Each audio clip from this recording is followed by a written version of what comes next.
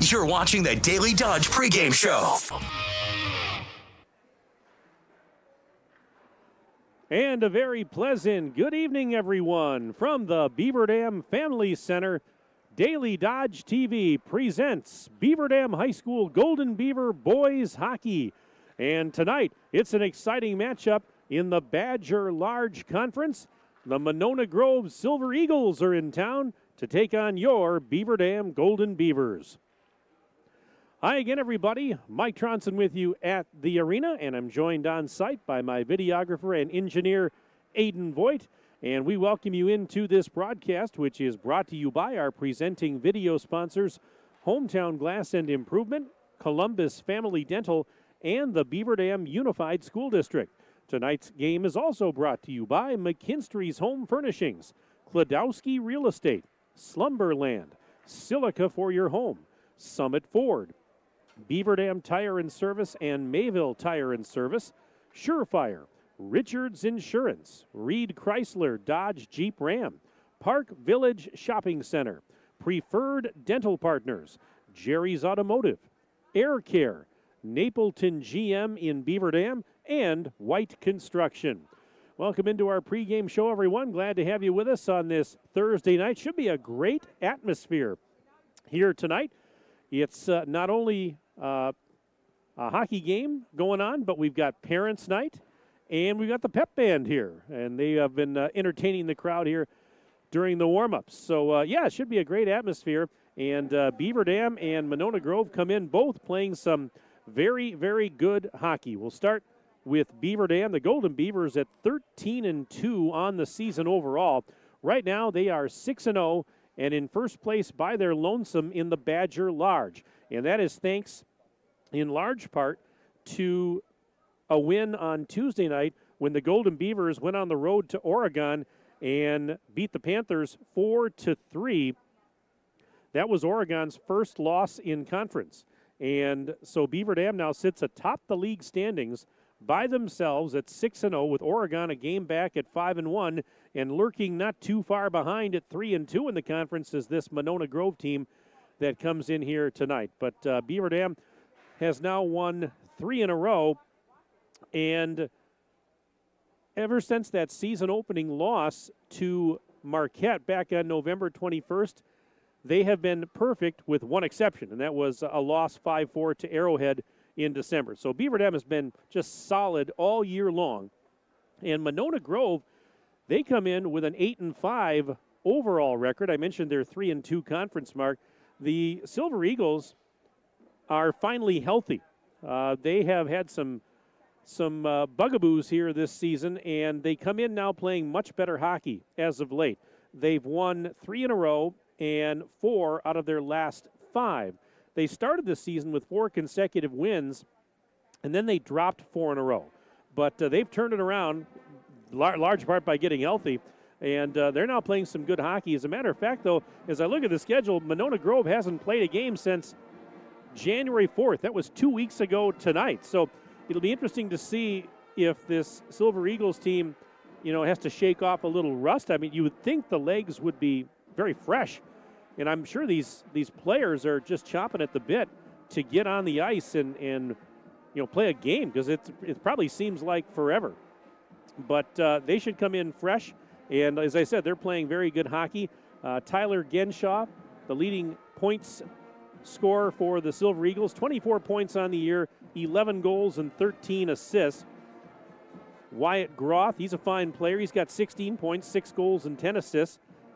Ryder Bible has 5 goals and 6 assists for 11 points. And Drew Larson, 5 goals, 5 assists for 10 points. Also Nico Quartuccio with 10 points. Meanwhile, on the Beaver Dam side, boy, I tell you what, offense has not been an issue for this team. They got guys that can put it in the back of the net. Evan Burkhart right now with 46 points to lead the team, 18 goals and 28 helpers. Joa Trotter, 21 goals, 19 assists for 40 points. He is the leading goal scorer on this team. Boston Damon, 16 goals, 13 assists for 29 points. And Mason Poznansky, 23 points, 9 goals, 14 assists on the year. And that's just some of the names you're going to hear tonight in this one. As I mentioned, we've got the pep band here, and it's Parents' Night. During the first intermission tonight, They will introduce the parents, and we'll air that for you right here on Daily Dodge TV. But right now, we're going to step aside. We'll take a 2-minute break. We'll come back, and we'll have our Coach's Corner interview. You'll hear from Doug Kraft, the head coach of Beaver Dam, after this 2-minute break on Daily Dodge TV. Are you ready for peace of mind? Chad Guzzi here, owner of Air Care in Beaver Dam. If you're tired of unexpected repair bills, you want to sign up for our Total Care plan. It ensures top performance and prolonged life of your heating and air conditioning equipment. Air Care's Total Care customers receive annual inspections as well as a reduced maintenance rate, plus a 10% discount on all service repairs. Air Care, big enough to serve you, small enough to care. 920-356-8860. The teams at Beaver Dam and Mayville Tire and Service are growing and adding service technicians and auto lube technicians. Work in a clean shop environment with a fun and friendly team that is committed to excellence and customer satisfaction.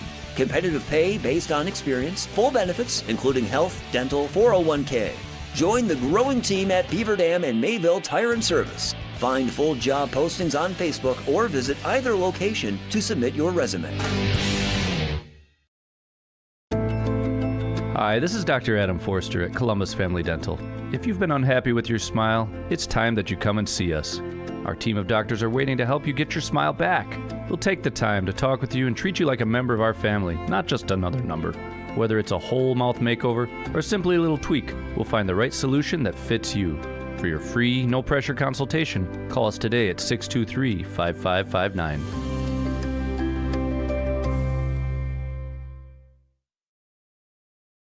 Cheer! Now cheer louder. Any accomplishment worth doing is worth doing with all your heart and soul. The entire team at Hometown Glass and Improvement knows that dedication, time, and respect can lead to greatness. When practicing free throws, running for a touchdown, or installing new windows and doors, it's a commitment to something larger than oneself that creates a legacy. So keep cheering for your hometown team. Hometown Glass and Improvement, online at hometownglass.com. You're watching the Daily Dodge Pregame Show.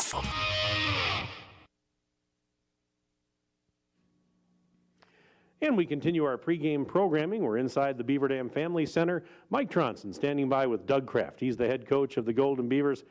Doug, it's great to see you. Big game tonight against Monona Grove. It's Parents' Night. We'll talk about that in just a second, but please go back for a moment if you can and recap Tuesday night's exciting win on the road versus Oregon, 4-3. Big win for your club to vault you into first place by yourselves in the conference. Yeah, we were tied, undefeated in conference. We've seen this matchup looming for a couple weeks now, especially with us both taking care of business leading up into it. The first period was back and forth. They scored, we answered right back. They scored before the end of the period, and so we went down at the end of one, down 2-1. But really proud of our guys to not lose composure, not to lose focus. They came back, scored 3 goals in the second period to take the lead, and quite honestly, we had to kind of hang on in the third. But you expect that from a team trying to get back into it. So that match certainly lived up to its billing. Well, certainly we've got a ways to go here. The season is not over. There's more games to be played. But getting a win like that, and now you're the lone team undefeated in conference at the top. Do you kind of feel like you're controlling your own destiny a little bit here? Well, numbers-wise, we are, but you're right. There's about half a season left to go in the conference play. Right now, probably more than anything, is it puts a target on our back.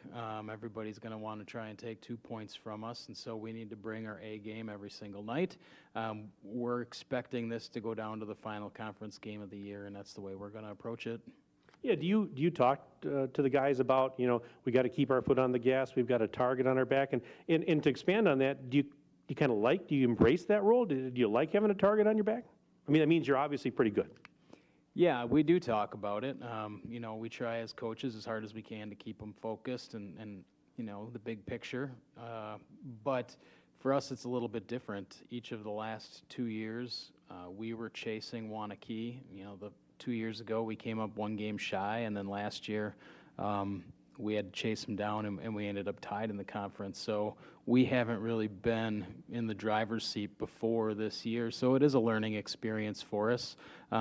But our players have a lot of confidence. We've won a lot of Badger games over the last 3 years. So on that side of things, we don't ever go into a game expecting to lose. Well, tonight, as I mentioned, it's Monona Grove in here. Now, you played them back in December.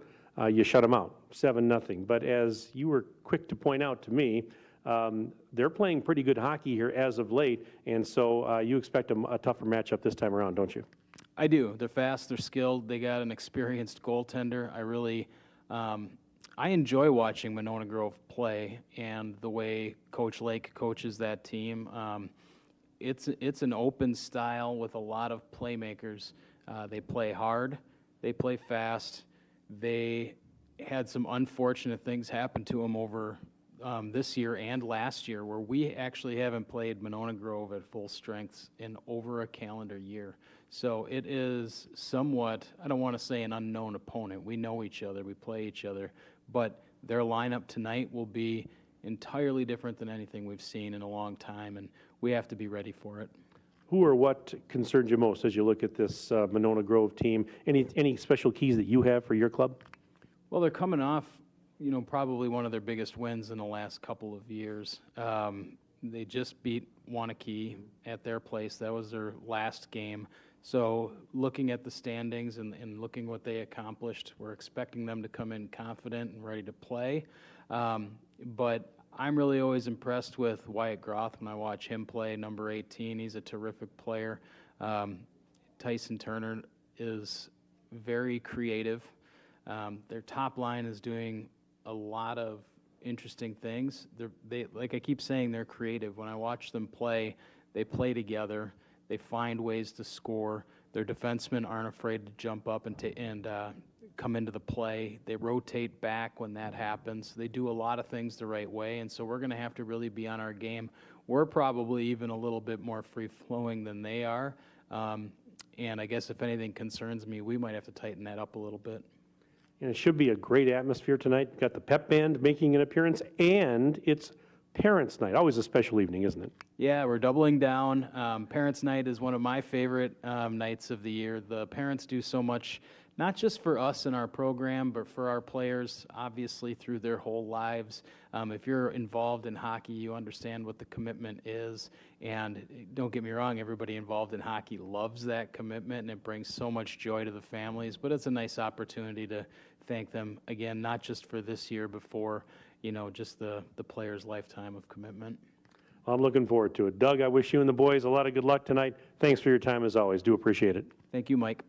All right, Doug Kraft, head coach of the Golden Beavers, will step aside, and we're back for more of the pregame right after this on Daily Dodge TV.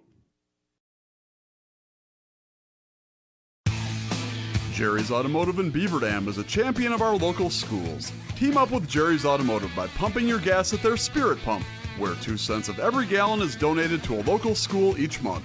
Jerry's Automotive also provides exceptional vehicle service and repairs and a great selection of convenience items. Visit Jerry's Automotive Center WI.com and on Facebook. Jerry's Automotive, 700 North Spring Street in Beaver Dam, across the street from Beaver Dam Food Pride. Is selling your home like a walk in the park? If you were in Central Park at 2 a.m., maybe. Chris Kladowski Real Estate. When it is time to sell, be it due to loss or love, growth or downsizing, staying near or going far, there are 3 basic steps. List it, sell it, move on. The steps are made simple by working with a trusted real estate advisor. Our family team is with you every step of the way, making those 3 steps as smooth and fun as possible. Kladowski Real Estate. We look forward to serving you.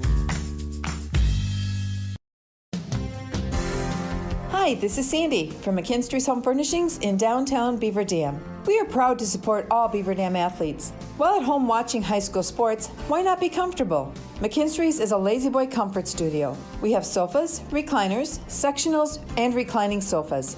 Stop into McKinstry's Home Furnishings in downtown Beaver Dam and add comfort to your home. Year after year, McKinstry's. When it comes to a winning lineup, turn to the selection of new and pre-owned vehicles at Napleton GM in Beaver Dam. Their team goes the extra mile to provide a winning experience, from hassle-free financing options to exceptional customer service. It's like having a dedicated cheering section cheering you on in every step of the vehicle purchase. Give the team at Napleton GM in Beaver Dam a call at 920-885-3301 or visit napleton151.com and find new roads with their winning inventory. You're watching the Daily Dodge pregame show. And we continue our pregame programming just minutes away from the opening face-off here at the Beaver Dam Family Center. Tonight it's boys hockey, Badger Large Conference Tilt. The Monona Grove Silver Eagles are in town, taking on the Beaver Dam Golden Beavers. Now, the Beaver Dam Unified School District would like to thank parents and families for their active engagement in the education of their children. BDUSD staff are working hard to make the best of each and every opportunity they have to serve your children. Your partnership in that effort is critical to student success. The BD fam, better together. We've got hockey here tonight on Daily Dodge TV. Over on 1430 ESPN Beaver Dam tonight, we've got girls basketball, as the Beaver Dam girls tonight have traveled down to Fort Atkinson to take on the Blackhawks. Corey Sparks will have the play-by-play of that game. In fact, the pregame show starting right about now at 7 o'clock, and the opening tip is set for 7:15. So you can also, in addition to watching hockey tonight, check in over on the radio side with Corey Sparks and see how the Beaver Dam girls basketball team is doing. Good to see Benjamin Beaver. There he is on the ice. Best mascot there is. And nice to see him here in the house tonight on Parents' Night. Again, we'll be airing the Parents' Night introductions between the first and second period. So it'll be during our first intermission tonight. They'll have an extended intermission, as a matter of fact, and we will air that as it happens for you right here on Daily Dodge TV.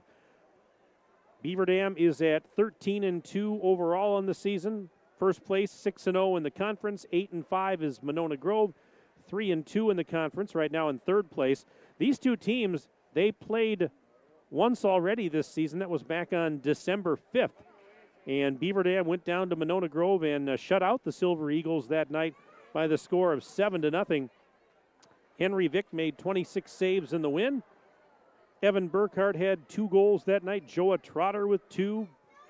Boston Damon had 2, and Mason Poznansky with a goal that night for the Golden Beavers. But as you heard Beaver Dam head coach Doug Kraft talk about in his pregame chat, this one, he has a feeling, is not going to come so easy. And that's for good reason, because as I talked about, Monona Grove has played much better as of late.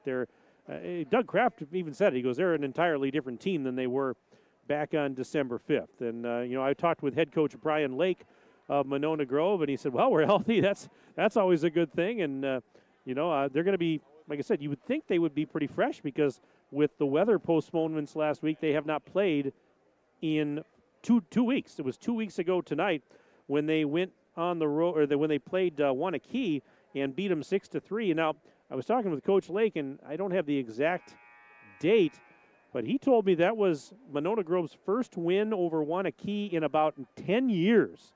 That's phenomenal. That's a huge win for this program. And hats off to them, because, Wanakee has certainly been pretty good, and they have, been a dominant force in this league for how long. So for Monona Grove to you get that win against Wanakee, that's big-time stuff. And, so don't think because it was a 7-0 game last time that it's going to be the same this time around. There's, these kids are fired up, and they're playing with confidence. I think you could say that about both teams, really. I think if you would talk with both coaches, they would say the same thing, that their kids they're playing with some confidence right now. It's and for good reason. They've been battle tested, and they're playing good hockey, both sides right now. Here come the Golden Beavers onto the ice. We'll have the starting lineups and the national anthem, the opening faceoff, all coming up straight ahead here on Daily Dodge TV. My name is Mike Tronson. Aiden Voigt is my videographer and engineer. Agent 00 Voigt here tonight. Glad to have you with me, buddy. Good to see you again. And so we're going to have some fun. Good crowd has already filed in here. A lot of folks from town here and filling up the home section of the stands. But we'll keep it here as we get you ready for the introductions and, of course, the national anthem, which will be performed by the Beaver Dam High School Pep Band tonight under the direction of Colin Galitz. I wonder if it's warmer in here tonight than it is outside. It probably is. I was thinking about that as I was driving over to the rink tonight. That it's probably going to be warmer inside than it is outside. And we can't always say that, but I think after what we've been through over the last couple of weeks, we can probably say it. For tonight's starting lineups. First, for the Silver Eagles, starting in goal, number 30, Wyatt Godfrey. At defense, number 21, Jack Felbian. At defense, number 15, Connor Churches. At a forward, number 3, Tyler Genshaw. At a forward, number 11, Ty Turner.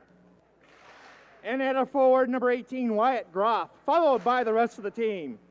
Monona Grove is coached by Brian Locke and assisted by Pete Hall. Time now for your starting lineup for the Beaver Dam Golden Beavers. Starting in goal, a senior 1, Henry Vick. Starting at defense, a senior number 3, Carson Rufner. Starting at defense, a junior number 2, Zach Shave. Starting at a wing, a senior number 5, Boston Damon. Starting at a wing, a senior number 20, Evan Burkhart. And starting at center, a senior number 8, Joa Trotter. Followed by the rest of the Golden Beavers. Beaver Dam is coached by Doug Kraft, assisted by Brett Hupp and Gary Pashley. And now to honor America and those defending our freedom, we ask those who are able to please stand, remove your hats, and place your hand over your heart for the playing of our national anthem by the Beaver Dam High School Pep Band under the direction of Colin Galitz.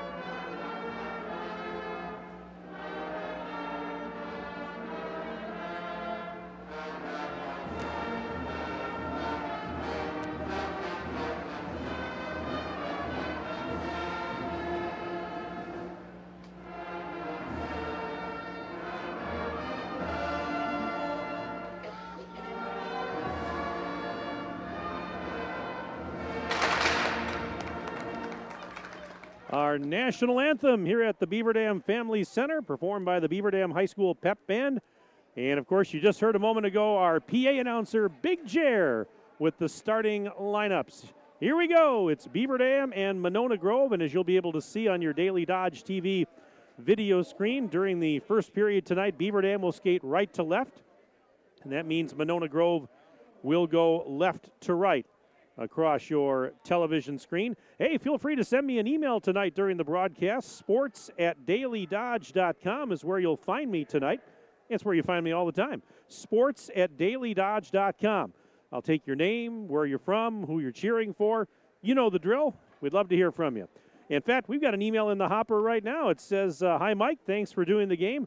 Let's go, Henry Vick and the Beaver Dam boys hockey team cheering from Columbus. Oh, it's Foxy. Our good friend Jared Fox checking in tonight. Thanks, buddy. Good to hear from you. And again, sports@dailydodge.com if you would like to chime in during our broadcast tonight. We always love interacting with you folks out there in Daily Dodge TV land. But we are just about ready for hockey. Beaver Dam in the home white jerseys tonight. The green numbers, the green and gold trim. And Monona Grove in those sleek blue jerseys, the dark blue jerseys with the lighter blue numbers on the white trim. Here we go. And Boston Damon will take the opening faceoff at center for the Golden Beavers, and it's sent into the offensive zone by Damon, but immediately intercepted and sent right back out to center. There's a pass off a stick, and Burkhart will have to go back into his own zone to retreat. Gives it to Zach Shea. There's a cross-ice pass, tipped out to center, but intercepted, and now backhanded into the Golden Beaver zone momentarily, but shot right back out. Damon near side across the blue line, and tried to center it to a cutting teammate, but it was just a little bit off the mark. He tried to hit Trotter, who was cutting towards the net. There's a shot right in on net, and Wyatt Godfrey, the goaltender, makes the save. Looking at the numbers for Wyatt Godfrey, a 4-1 record on the season, a 2.37 goals against average. Henry Vick in net for Beaver Dam, 11-1 on the year, a 1.76 goals against average. Face-off to the left of Godfrey, and Beaver Dam controls off the face-off in the offensive zone. Here's Aiden Root sending it towards the circle, but it's intercepted and sent out to center ice. Here come the Silver Eagles back the other way. This is a shot and a save made by Vick on a shot by Drew Larson, 5'10" junior, who was coming in hard and fast. And so it will be a face-off in the Golden Beaver zone. We're 50 seconds in to this first period. Face-off to the right of Vick. Beg your pardon. Let's make it to the left of Vick. I stand corrected. And from the face-off, it's controlled by Monona Grove. Larson sends it around the boards. Played in that far corner. Larson trying to center it. And a shot from the high slot turned aside by Vick. On the blast there by Cortuccio. Beaver Dam trying to clear. It's kept in, though, by Eli Tyler, and then shot right back out to center after he tried to force it towards the net. Monona Grove getting it back into the offensive zone, but losing it off of his stick was Ryder Bible.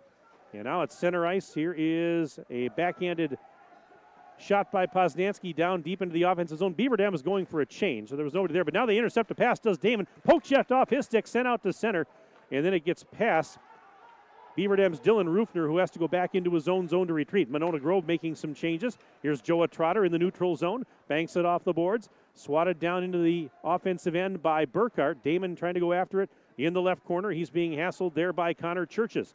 Now the Silver Eagles come out to center. They send it into the offensive zone. Sticks just steered aside with a stick by Vick, and now Damon has it near his own blue line. Trying to go back to Trotter. It was picked. Nice job by Tyson Turner to pick his pocket and fire it into the offensive zone. Here's Trotter behind his own net. Drops it off for Shave. Shave sends it up to the half wall on the far side. And now sent out to center. And there it's picked off by the Silver Eagles into the offensive zone. And skating through traffic, Tyler Genshaw, but had it poked off his stick. Loose puck now. Shot save made by Vick after a loose puck was picked up just inside the blue line. Played along the half wall. Trotter sending it over to the near side boards, and Boston Damon there to grab it for the Golden Beavers. Fires it out to center, and it's going to go into the Monona Grove end, but Beaver Dam's going to put some fresh personnel on the ice. 14-20 and counting left in the opening period. No score yet in the hockey game. Here comes Monona Grove with speed into the offensive zone, and a shot from a tough angle by Tyson Turner. Save made by Vick, and now played around to the far side on the half wall there. That is Aiden Root. Root kind of backing up a little bit, being hassled, lost the puck, played behind the cage. It comes into the near corner and picked off there by the Silver Eagles. Now tied up in the corner is a scrum for it here. I kind of lost sight of it momentarily as we have a bunch of Beaver Dam students over there. The student section is standing.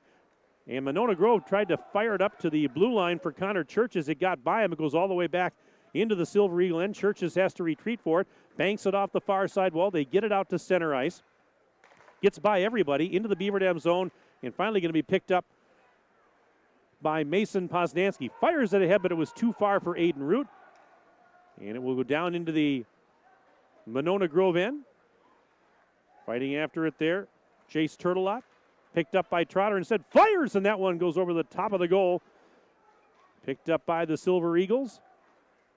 Fired out to center on the near side, but too far for the intended target, Jace Turtelot. And now Beaver Dam controls with Trotter dropping it off in his own zone for Rufner. He sends it ahead to Damon. Damon through the left circle, trying to maintain possession. It's poked up in the air and now sent out to center ice, but there is Beaver Dam's Dylan Rufner to pick it up. Over on the other side, Carson Rufner sending it into the offensive zone, but picked up by the Silver Eagles as they will fire it back out to center. Pass was a little bit too far for the intended target, Nico Quartuccio.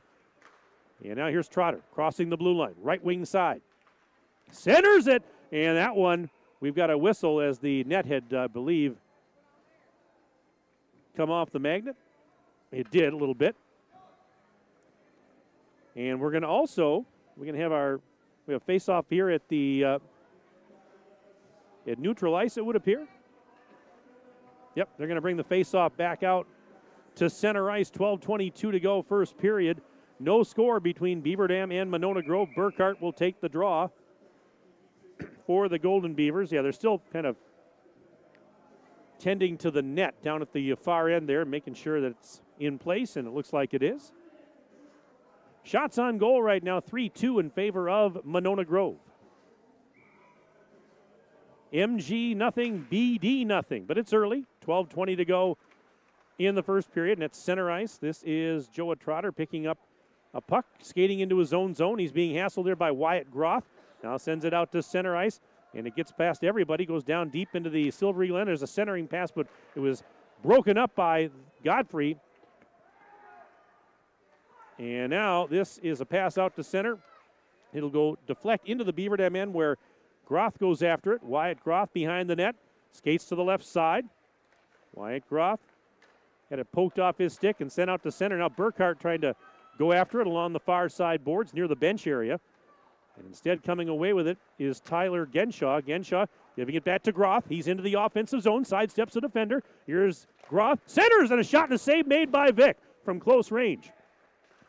Tyson Rossel sending it down to the right circle. Now it's loose on the slot, and Burkhart's going to pick it up for the Golden Beavers. He skates back the other way. Burkhart with speed and ran into a defender and lost the puck. Sent right back out to center ice, but Trotter takes it there. Takes it away from Harrison Straka. Trotter into the offensive zone. Damon takes the pass and fires it around the boards over to the far side. And there's a shot that never got to the net. It was blocked in the right circle area. Sent out to center. Went off the stick of Straka. Down deep in his own zone. That is Rufner. Dylan Rufner sending it around. Beaver Dam trying to get it out, but instead it's picked up by Monona Grove.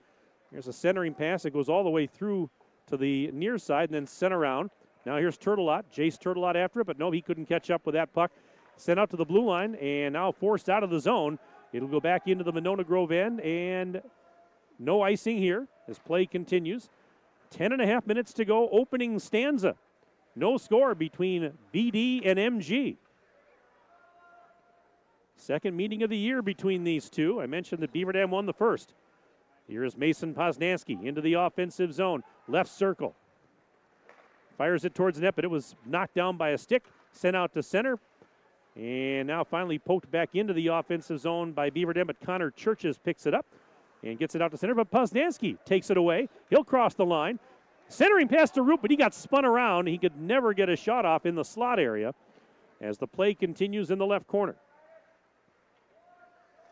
Monona Grove controlling down along the end wall.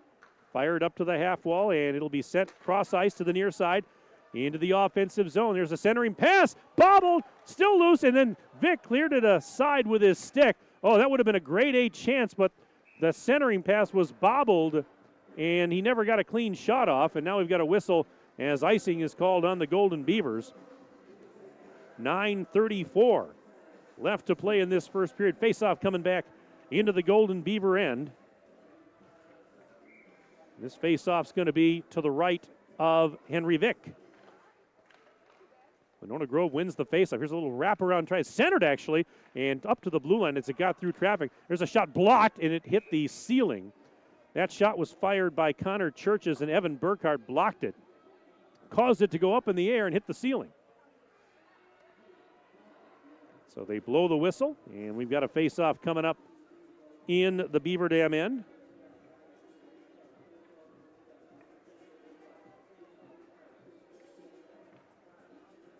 All right, so here we go. As Boston Damon will take the draw.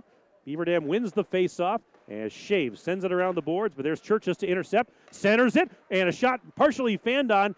Another centering attempt is blocked. Another shot, that goes through the crease. Some grade A chances here for the Silver Eagles in close. Beaver Dam's defense doing just enough here to help out goaltender Henry Vick, who stopped all 5 shots that he's seen. A couple more that didn't get to him. There's a puck that deflects high in the air. It's going to go back down into the Silver Eagle end. Chasing after it down there is Jackson Scheifelbein, but it's icing. So a face-off coming back into the Beaver Dam end as both teams make some changes. They got an email here. It says, Uncle Andy is watching from the Johnson Space Center in Houston, Texas. Mike, so far this broadcast is out of this world. I see what you did there, by the way. It was great to see such a great win on Tuesday. Let's get another one tonight. To the Rufner boys, skate hard and have fun. Andy, thanks much for that email. Do appreciate it. How's the weather in Houston? Probably a little bit warmer than it is in Wisconsin, I'm guessing. Everything's warmer in Texas, or no, everything's bigger in Texas, I guess they say.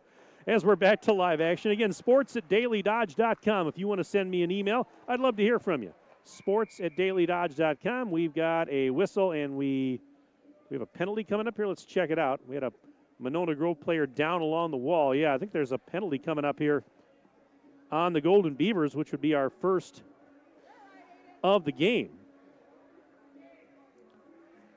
And it's going to go on Beaver Dam's Aiden Root.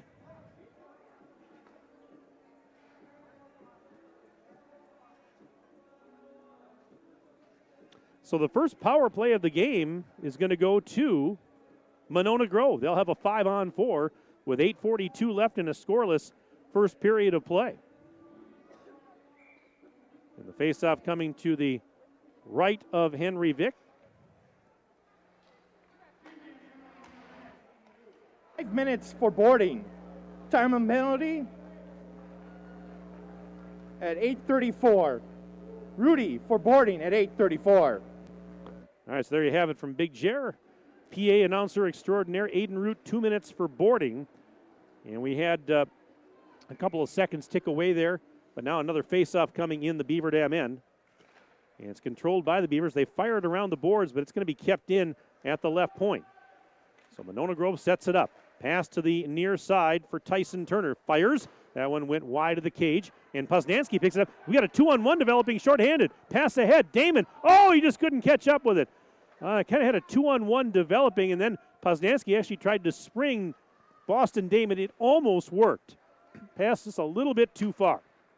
Here comes Scheifelbein into the offense zone. Centers it. Went off the skate of a teammate. Picked up by Groth. He fires. Save made. And rebound taken behind the net. Here's a pass up to the point. Touch pass over to the left circle. Here's a centering pass. Actually, we hit a stick and deflected into the slot and over to the far side. With it here is Turner. Looking down into that left corner. Behind the net. Coming to the near side. This is Groth. Fires from the high slot. That hit traffic and goes behind the net. And now here is Turner again. And lost the puck. And there's Damon. In on a breakaway. Shorthanded. Boston Damon shoots. And a save made by Godfrey. Oh, my goodness. End-to-end action. All sorts of chances for the Silver Eagles on the power play. And then a shorthanded chance for Damon, and Godfrey robs him. 7:21 to go in a scoreless first period. And a faceoff now in the Monona Grove end. To the right of Godfrey with 7:21 left in the period. And I think I misspoke earlier. That penalty, by the way, on Aiden Root was not a 2-minute minor. It was a 5-minute major for boarding. So there's still 3:25 left in the penalty. I misspoke, I believe. But, oh my. Beaver Dam's got some more work to do. And, in a 5-minute major, Monona Grove could score as many goals as they want. And they set it up in the offensive zone. Here's a pass to the end wall. Centering pass was deflected away. Now it is Trotter battling after it, and he comes away with it. Lost his stick, but out at center is Burkhardt. Shorthanded, fires, and a stick save made by Godfrey. And now we've got a whistle with 6:34 left in the first period and 2:52 remaining in period number 1. And this power play for Monona Grove is brought to you by McKinstry's Home Furnishings in downtown Beaver Dam. It's a McKinstry's Home Furnishings power play, but you know what? The power play is, over temporarily because we're going to have a penalty on the Silver Eagles. 2-minute minor on Ryder Bible. And a face-off in the Silver Eagle end. As play continues.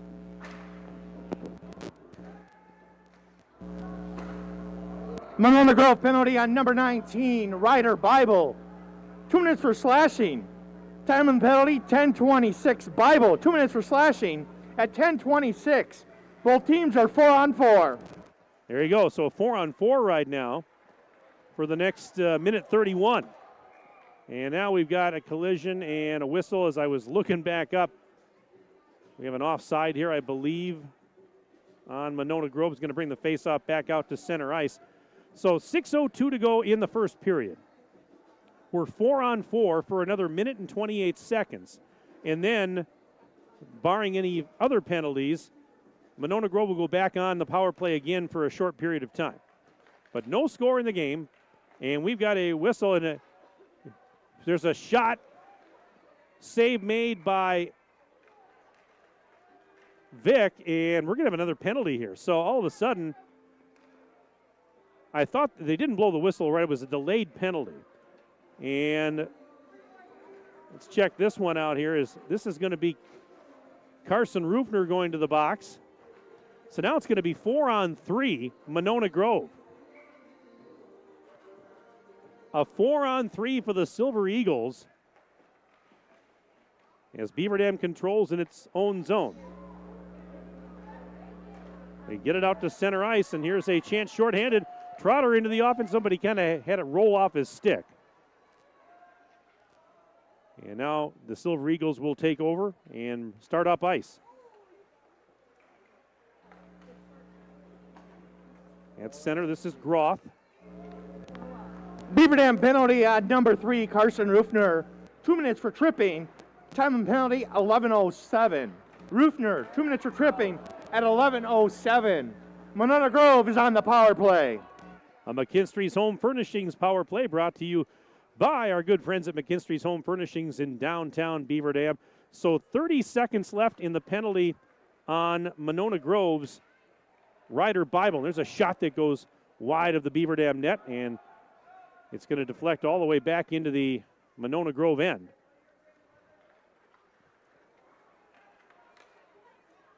And so when they get him back here, it's going to be a 5-on-3 briefly. Right now it's 4-on-3. Beaver Dam gets it out. So far, a great job on the penalty kill.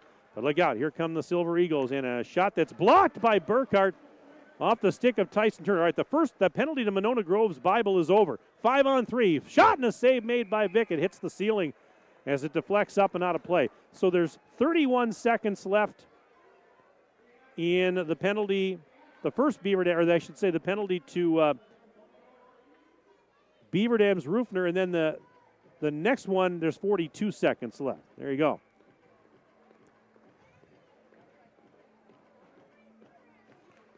All right, from the faceoff. It's loose in the high slot. Picked up by the Silver Eagles as they work it in and pass behind the cage. With it is Huntley Williams. Williams, stick handling, fires it left side. Shot, they score! And it's Nico Quartuccio.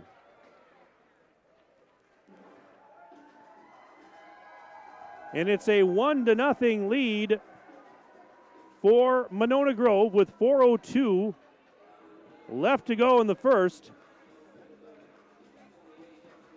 That's a power play goal to make it 1-0 Monona Grove.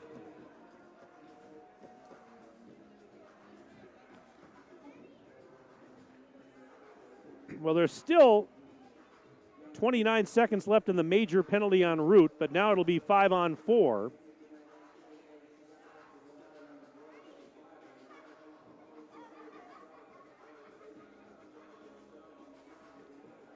So the Silver Eagles strike first. Big power play goal. They had a 5-on-3 going. And Beaver Dam had to be getting tired because they had been killing off that major penalty to route. And then you throw in the second penalty and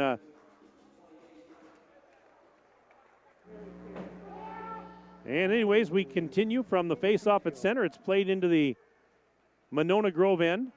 Goal scored by number 10, Nico Curtusio. Assist to number 6, Miles Bible. Time of the power play goal, 12:58.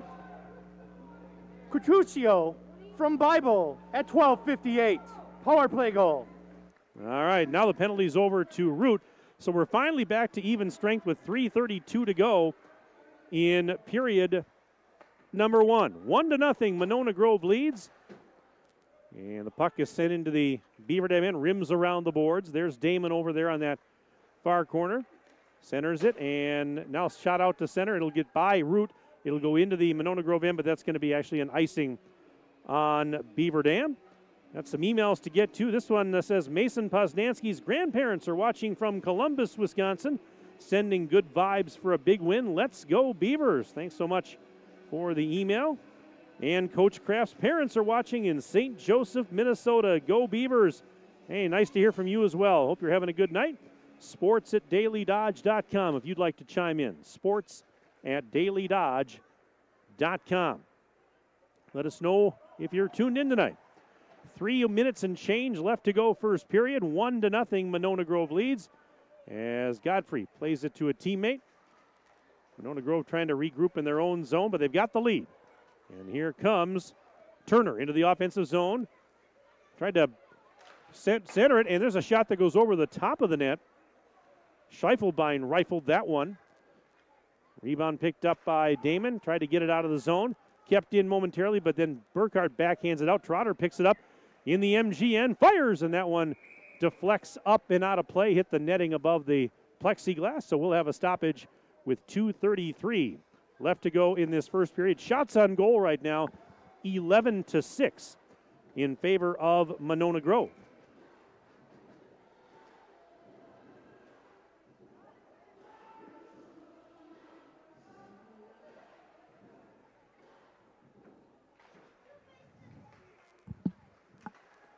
From the faceoff, scramble along the half wall, and puck hit a skate. Now sent out to center ice and forced into the offensive zone by Harrison Straka. He lost it in the corner. Picked up there by Poznansky. Here's Mason skating behind the net over to the far side, trying to spin away from a defender. Another spin move, trying to create space. Sends it up and out to center. There's Root at neutral ice. That one onto the stick of Poznansky. Lost it, though, in his skates. And sent back out to center, where it'll be picked up by Carson Rufner. To Shave, and Zach Shave sends it to the MG blue line, but there to grab it was Scheifelbein. Now brought back in, and here comes Beaver Dam. Shot save made by Godfrey on the blast by Braden Strakota. 93 seconds and counting left in the first period. Into the offensive zone. Here's a nice move and a shot save made by Vic on Scheifelbein's backhander. What a move to get by the defender. Centering pass, nobody home for the Monona Grove Silver Eagles, and back out to center, and it'll trickle into the MG end where Williams will pick it up. Now sends it back the other way. Banked off the boards, out to center, and got by everybody, and Shave will pick it up in his own zone. Last minute of play in the period. Last minute of play. Here come the Silver Eagles into the offensive zone once more. Centering pass, shot, and that one goes wide of the cage. That was Groth that fired that one from the slot area. And now it'll be cleared, but Damon lost it at neutral ice. Trickles back in. Rufner sends it right back out, and Damon will pick it up again. Damon gains the line. Left wing side as he goes down into the corner. Half a minute to play in the first period. Centering pass. Trotter couldn't get a shot off. He was tied up. Then he finally did get a puck in on net, but a save made by Godfrey. 21 seconds left in the period. And another shot and a stick save made this time by Godfrey on that blast by Boston Damon. Beaver getting a couple of chances here late. 10 seconds left in the period. Out at center ice. Shave fires it into the MGN, but that looks like it would have been offside had Beaver Dam touched it.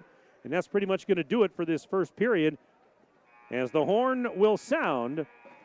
And we have now played 17 minutes of hockey in this Badger Large Conference tilt. And at the first intermission, our score is Monona Grove 1, Beaver Dam nothing. Again, stay with us. We've got Parents' Night introductions coming up. Let's take a 1-minute break. Back in 1 minute, Daily Dodge TV. In today's financial markets, you will find all your needs met at Park Village Shopping Center. Time is right for a home equity line of credit. The folks at Horicon Bank can make those home remodel dreams a reality. Searching for sound financial advice? Kevin Smith of Edward Jones will help you make sense of your investments. Kevin knows the market inside and out. Knightberry Title meets all your title needs, from commercial to residential. The team at Knightberry is your partner for success. This is why you hear people say, I shop Park Village Shopping Center. You should too. Park Village Shopping Center. At Preferred Dental Partners, our core values are more than just something we put on our wall. They're something we live out. Core value number 2 is the wow experience. This means that from the moment you walk in the door until the time you leave, we want to provide an experience for our patients that is unlike anything you've had before. There are lots of choices of dentists, and we never want anyone to feel they have to be here. We want them to choose to be here because they feel heard, welcomed, and well cared for. If you want to see what the wow experience is about, call or text Preferred Dental Partners today. We'll introduce each individual parents. Welcome back. It's Parents' Night here, 2024, and Big Jer, our PA announcer, will do the introductions. First up, number 1, Henry Vick. Parents are Amy Gunderson and Terry Vick.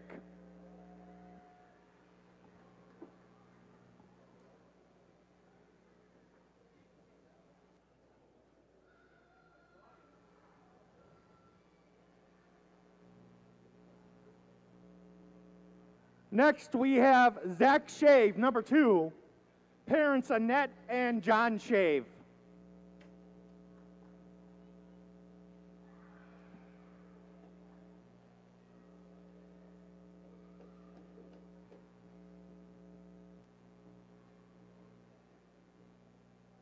Next, we have number 3, Carson Rufner, and number 6, Dylan Rufner. Parents are Heather Rufner and Casey Rufner.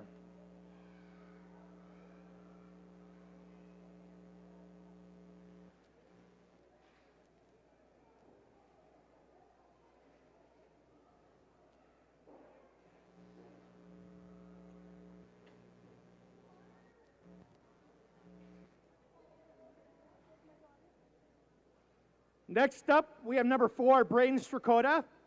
Parents, Andy and Shelley Strakota.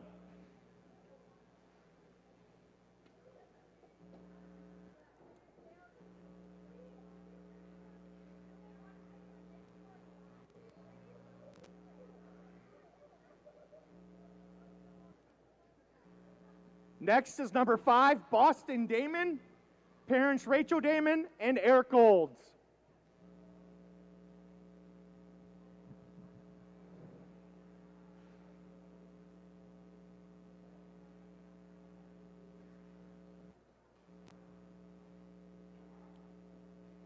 Number 8, Joa Trotter.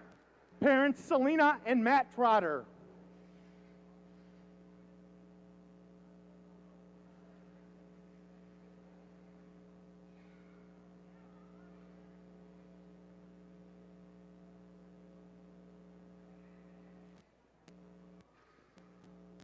Number 10, Aiden Root. Parents, Ryan Root and Alyssa Root.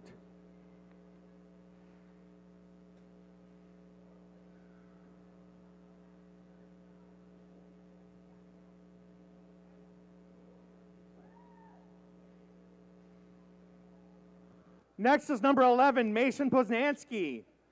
Parents, Brian Poznansky and Brandy Poznansky.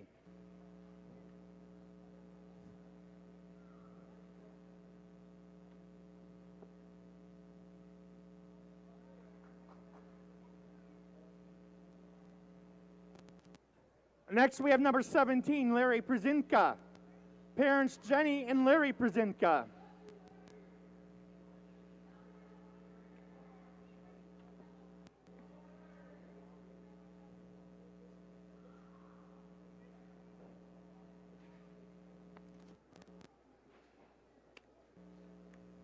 Next, we have number 19, Xander Stotts, and number 21, Parker Stotts. Parents are Dina and Virgil Stotts.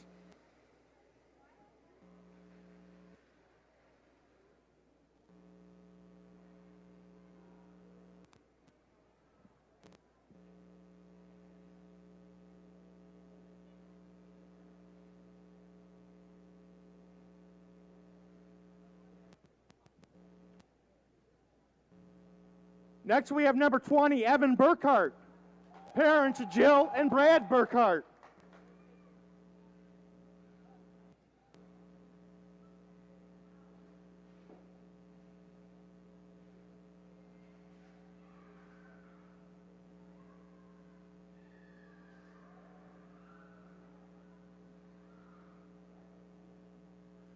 Next is number 22, Isaac Drews. Parents, Scott and Amy Drews.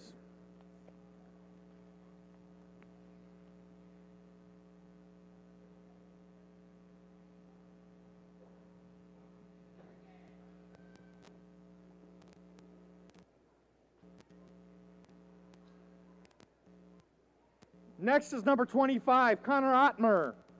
Parents, Ben and Sarah Ottmer, Kim and Mark Ranke.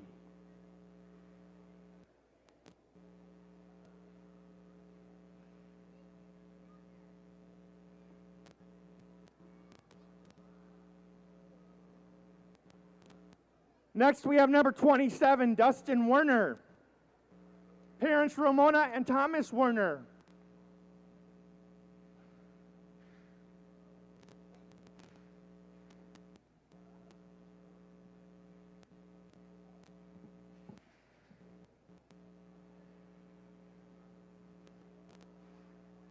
And finally, we have number 30, Braden Whipperfirth.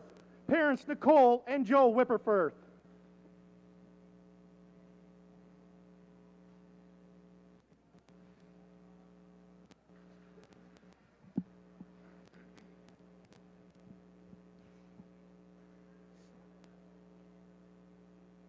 Big thank you to our parents.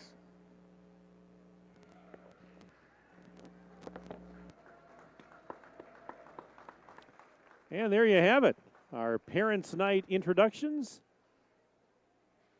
In special thanks to public address announcer Big Jer. And we are between periods 1 and 2 of this Badger Large Conference tilt. Been a good one thus far. After one period of play, it is Monona Grove 1 and Beaver Dam nothing. Right now, we're going to step aside. We're going to take a 4-minute break. We'll come back for the first intermission report back in 4 minutes on Daily Dodge TV.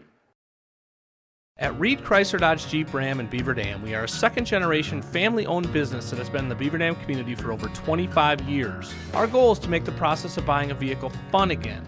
No pressure, no hassle, just quality customer service from our friendly and experienced sales staff. So give us an opportunity the next time you're in the market for a new or pre-owned vehicle. The worst that can happen is we shake hands and part as friends, and if you catch us on the right day, you can enjoy one of Mom's amazing homemade cookies. Let our family take care of your family at Reed Chrysler Dodge Jeep Ram in Beaver Dam. American drivers overpay an average of $368 per year on their auto insurance. Why? Because, well, insurance is hard. It's complicated. It's time-consuming to get quotes from multiple companies, so we overpay.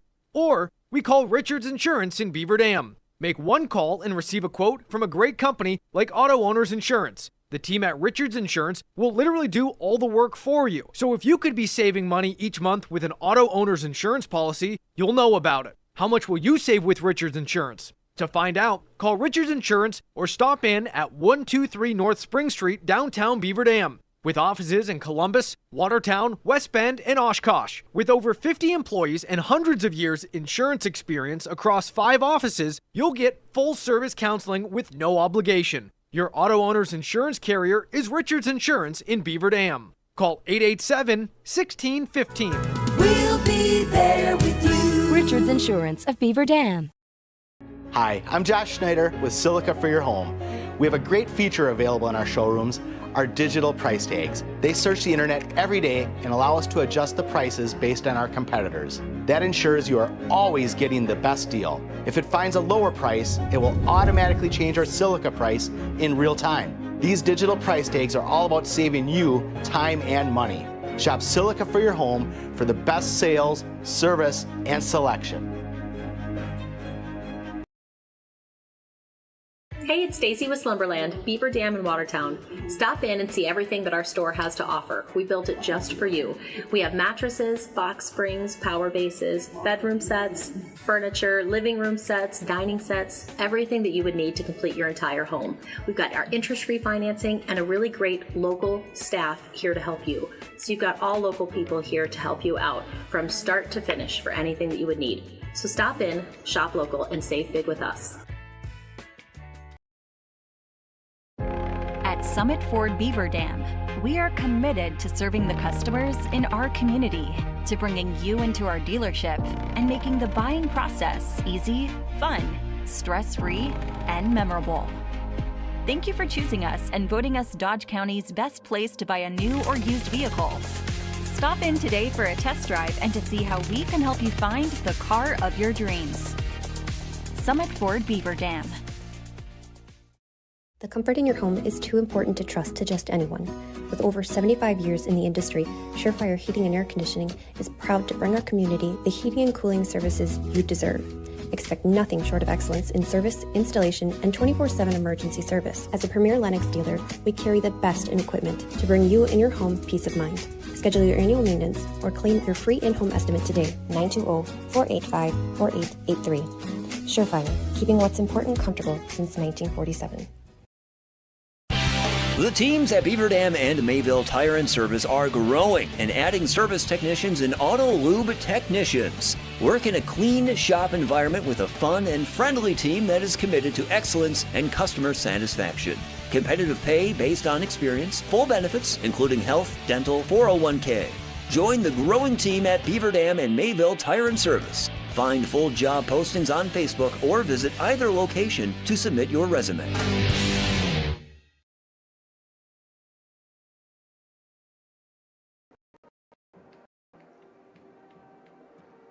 And once again, tonight's Badger Large Conference boys hockey game between Beaver Dam and Monona Grove is brought to you by our presenting video sponsors, Hometown Glass and Improvement, Columbus Family Dental, and the Beaver Dam Unified School District.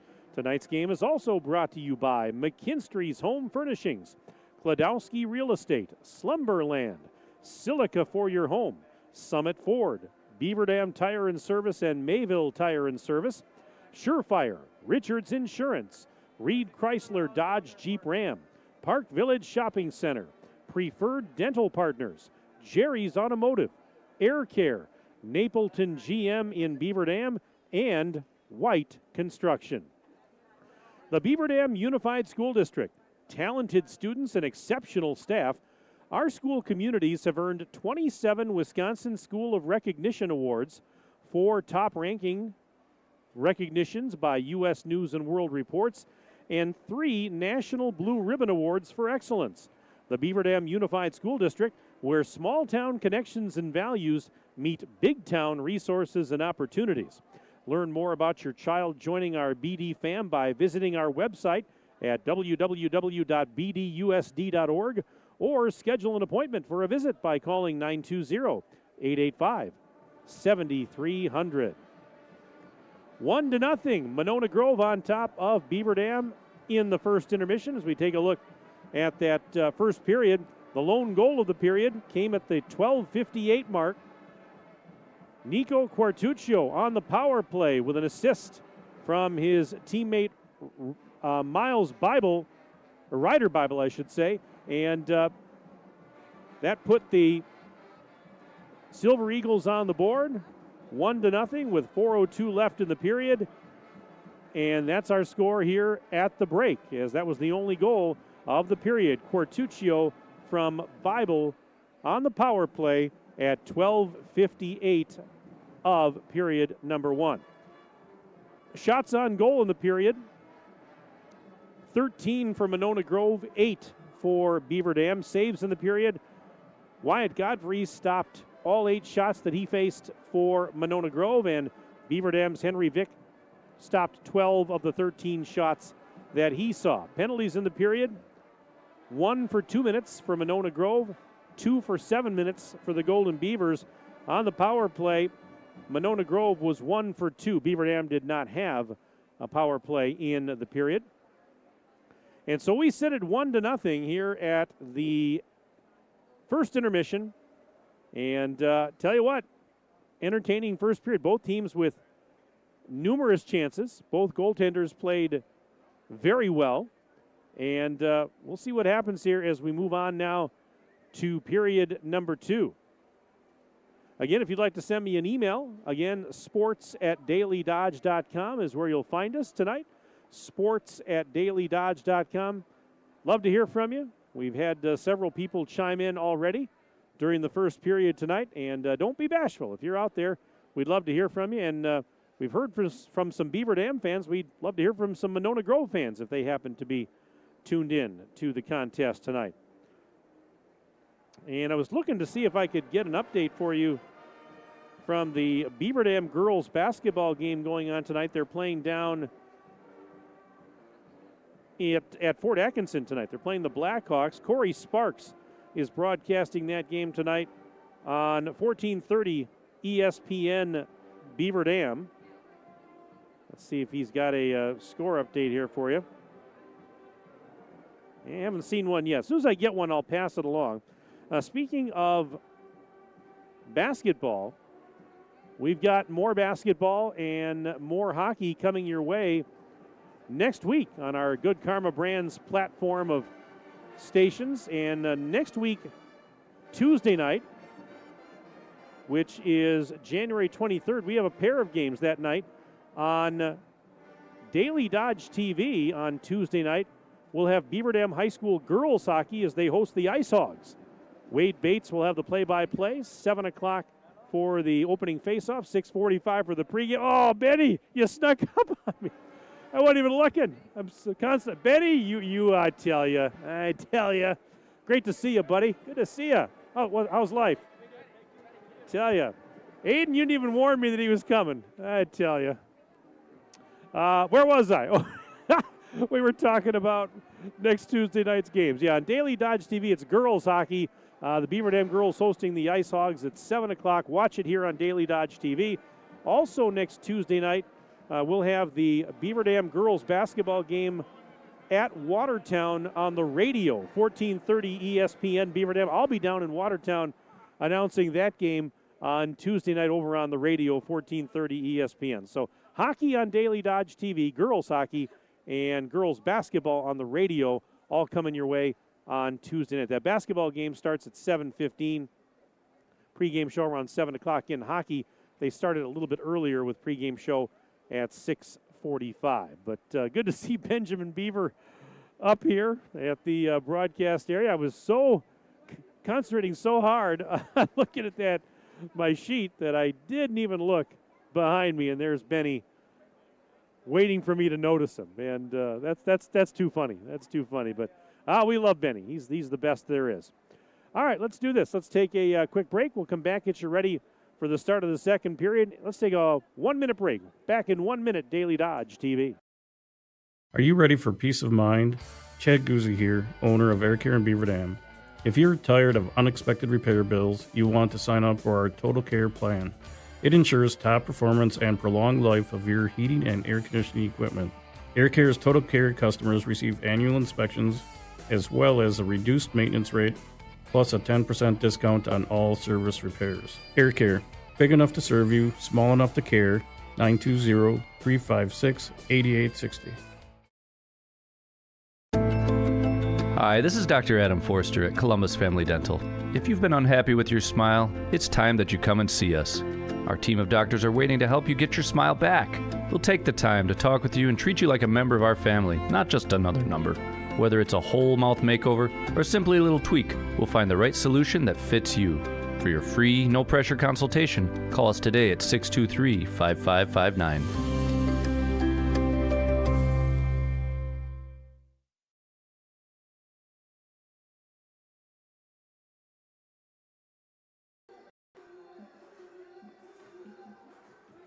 Just getting ready for the start of the second period. 1-0, Monona Grove on top of Beaver Dam. As we are a third of the way through this game, Mike Tronson with you tonight on Daily Dodge TV. Agent 00 Voigt is here. Aiden Voigt, my videographer and engineer.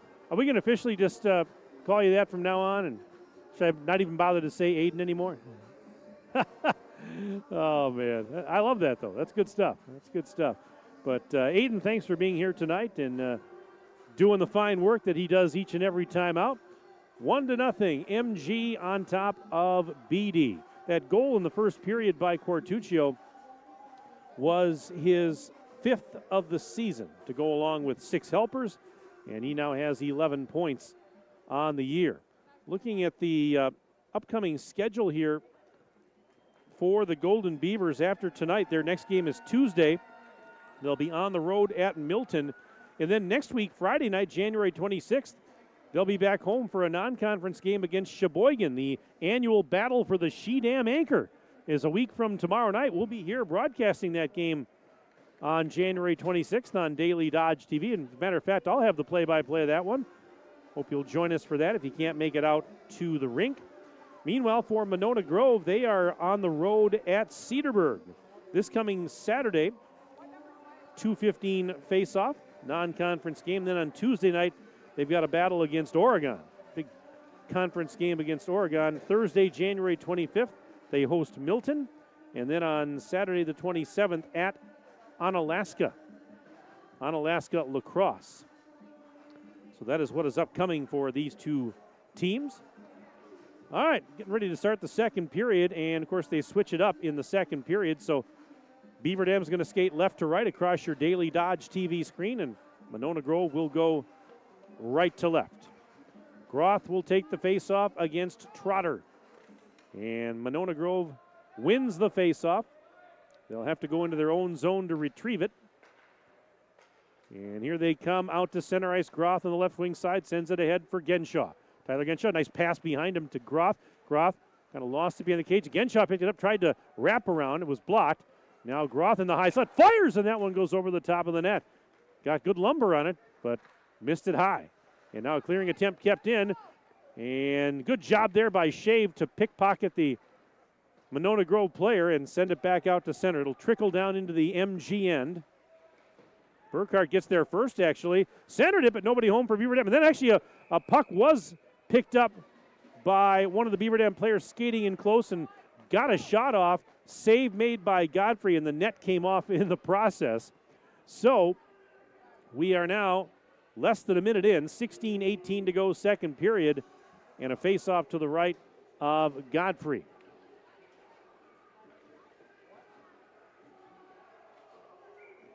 All right, it's going to be Braden Strakota to take the face-off for the Golden Beavers against Nico Quartuccio. Beaver Dam wins the draw. Shot save made by Godfrey. Godfrey's been playing well, as I mentioned. Both goaltenders really have been really good in this game thus far. Clearing attempt kept in. Shot goes wide of the cage. Over to the near side boards. Aiden Root kind of swatting at it. Goes by Poznansky. Over to that left side. There's Huntley Williams sending it up to the half wall. And Monona Grove can't clear the zone. Kept in. Sent around the boards. Now after it is Eli Tyler. Sends it back to the near side half wall. Knocked off the stick of Ryder Bible. It's behind the net. Monona Grove getting bottled up in their own zone here. Beaver Dam putting on some good pressure on this shift. Another clearing attempt kept in by Strakota. His shot goes bouncing wide to the left of the net. Poznansky trying to track it down in the corner. Comes out of there with it. Poznansky shoots. He scores! Mason Poznansky goes top shelf.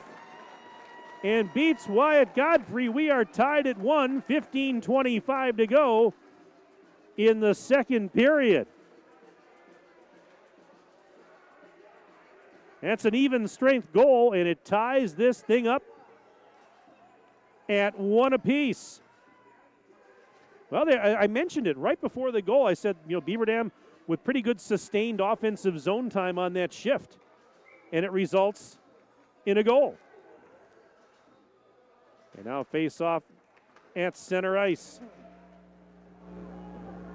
Beaver Dam goal! Scored by number 11, Mason Poznansky. Unassisted. Time the goal, 1:35. Poznansky, unassisted at 1:35. And there's a big save by Vick at the other end. Now a 2-on-1 developing for the Golden Beavers, and a shot save made by Godfrey and a blast by Trotter. Oh, my. As we were listening to Big Jer announce the goal, and there was a lot of action going on in front of the Beaver Dam net, and then a 2-on-1 the other way after Vick had made a huge save. Face off to the right of Godfrey. Beaver Dam wins the draw. Trotter has it, centers it, but Damon couldn't get a stick on it. He was tied up. Now a clearing attempt out to center, and this is going to be Burkhart near his own blue line. His cross-ice pass was knocked down, intercepted, and forced down deep in the zone by Quartuccio. He skates over to the far side, leaves it off, centered. There's a shot, block. Big block by Burkhart on a shot by Genshaw, and now we've got a whistle. I think we might have an interference call coming up here. Let's see. We're going to check it out, but it looks like Beaver Dam's going to get a power play here, and they will. As Tyler Genshaw is going to go to the box, and Beaver Dam's going to get its first power play of the game. We're now tied at 1, 14:31 left in the second period. And this is a big opportunity for the Golden Beavers to take the lead. Face off to the left of Godfrey. Beaver Dam wins the draw. This is Damon. Tyler Genshaw. And now Damon fires. That one deflects wide of the net. Monona Grove penalty on number 3, Tyler Genshaw. 2 minutes for interference. Time on the penalty, 2:29. Genshaw, 2 minutes for interference at 2:29. Beaver Dam is on the power play. It's a McKinstry's Home Furnishings power play brought to you by our good friends at McKinstry's Home Furnishings in downtown Beaver Dam. There's a centering pass. Trotter fanned on a shot. Loose in the slot. Another shot. Save made by Godfrey. Lots of traffic in front, and it's cleared out to center. Oh, my. A minute and 12 seconds left on this McKinstry's Home Furnishings power play for the Golden Beavers, trying to break the tie. Trotter gets across the blue line, and Burkhart will take it from there. Burkhart skating far side, poked off his stick nicely by Tyson Turner, and Burkhart has to go back into his own zone to retrieve it. Sends it ahead. Here comes Poznansky into the zone with speed. Poznansky drop pass. Trotter fires, didn't get a lot of good lumber on it. Save made by Godfrey, now cleared aside by Turner. Turner sends it all the way down the length of the ice. 40 seconds and counting left in the Beaver Dam power play.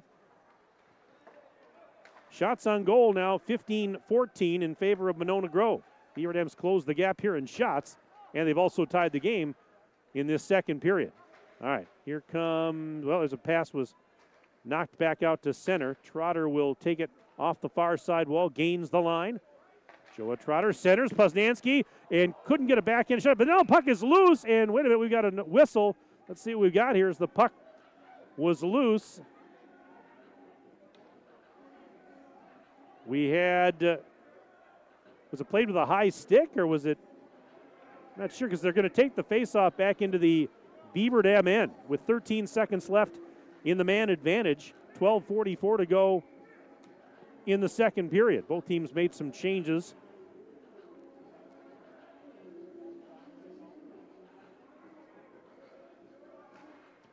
Monona Grove wins the draw in the offensive zone, sends it around behind the net. And Beaver Dam gets it out to center. Here comes Damon. Across the blue line. Partial breakaway. Damon And a save made by Godfrey, and Damon goes crashing into Godfrey in the net. The net comes off the magnet. We've got a whistle, and the penalty, by the way, is over. So we're back to even strength now. So Beaver Dam not able to score. With the man advantage, we remain tied at 1. 12:29 to go in period number 2. And they're going to have to put the net back on, and Wyatt Godfrey's going to have to recombobulate and put his gear back on. Looks like everybody's okay, though. We do have an email that just came in here. It says, "Hi from Florida. Wish I could be there for Parents' Night. Boston Damon's stepdad, Eric Olds, checking in. Go Beavers. Eric, how are you, buddy? Thanks for sending that email. And I wish I was in Florida because it'd be a lot warmer than it is here. No, I'm glad I'm here. I am. I wouldn't want to be anywhere else. But, Eric, I hope you're having a good night, and thanks for checking in. sports@dailydodge.com if you want to send us a message. I'll give you a shout-out during the broadcast tonight. All right, face-off at neutral ice. Banked off the boards, and it gets across the blue, but then poked right back out. Silver Eagles will dump it into the Beaver Dam end. Strakota after it. Gets tied up along the wall by Larson. Larson had a poke checked off his stick. Back the other way. Now sent towards the net. Actually, a centering attempt that got through traffic. Goes to the far side. Another centering attempt. Nobody home for MG, but a clearing attempt is kept in by Tyler. Eli Tyler then lost it. And sent out to center. And Beaver Dam back into the offensive zone. Centering past Strakota. Tried to get a backhander on, and he's taken down. There's going to be a penalty. There's going to be a penalty on Monona Grove as the Beaver Dam player was taken down. And it's going to be another McKinstry's Home Furnishings power play for the Golden Beavers as Quartuccio is going to head to the box. And another opportunity for the home team to break the tie and take the lead. They have not led in this game. Face off to the right of Godfrey. Beaver Dam on another power play. Look out as a puck deflected in the air, went over the scorer's table and into the crowd. Tell you what, sometimes that happens, and when you're at a hockey game, you got to keep your eyes open because things like that can happen in a hurry. All right, face off to the left of Godfrey this time. Beaver Dam wins the draw, controls in the offensive zone. Pass, shot, save made. It was blocked, actually. It was blocked in front. And now shorthanded. Monona Grove forcing it. MG penalty on number 10, Nico Quartuccio. 2 minutes for hooking. Time of penalty, 5:13. Quartuccio, 2 minutes for hooking at 5:13. And Joa Trotter scores on the power play for the Golden Beavers. As he came into the offensive zone, puck deflects past Godfrey, and with 11:18 to go in the second, it's now 2-1. Beaver Dam, they get a power play goal to take the lead.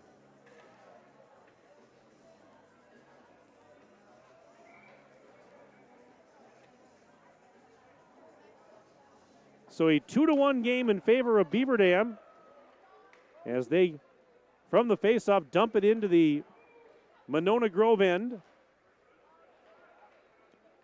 Now sent back out to center, but picked up there by Rufner. And power play goal! Scored by number 8, Joa Trotter. Unassisted. Time of the goal, 5:42. Trotter, power play goal, unassisted at 5:42. And just as that's happening, another goal, this time from Monona Grove. And this one, Connor Churches, I believe, will pick it up as he fired it from the blue line, and we're tied at 2. My, oh my. An even strength goal, and we're all even again.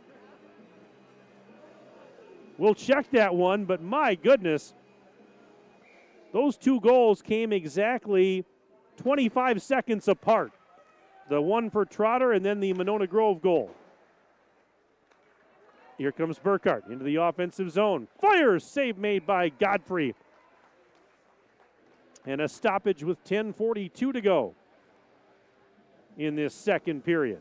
Both teams are going to make some changes here.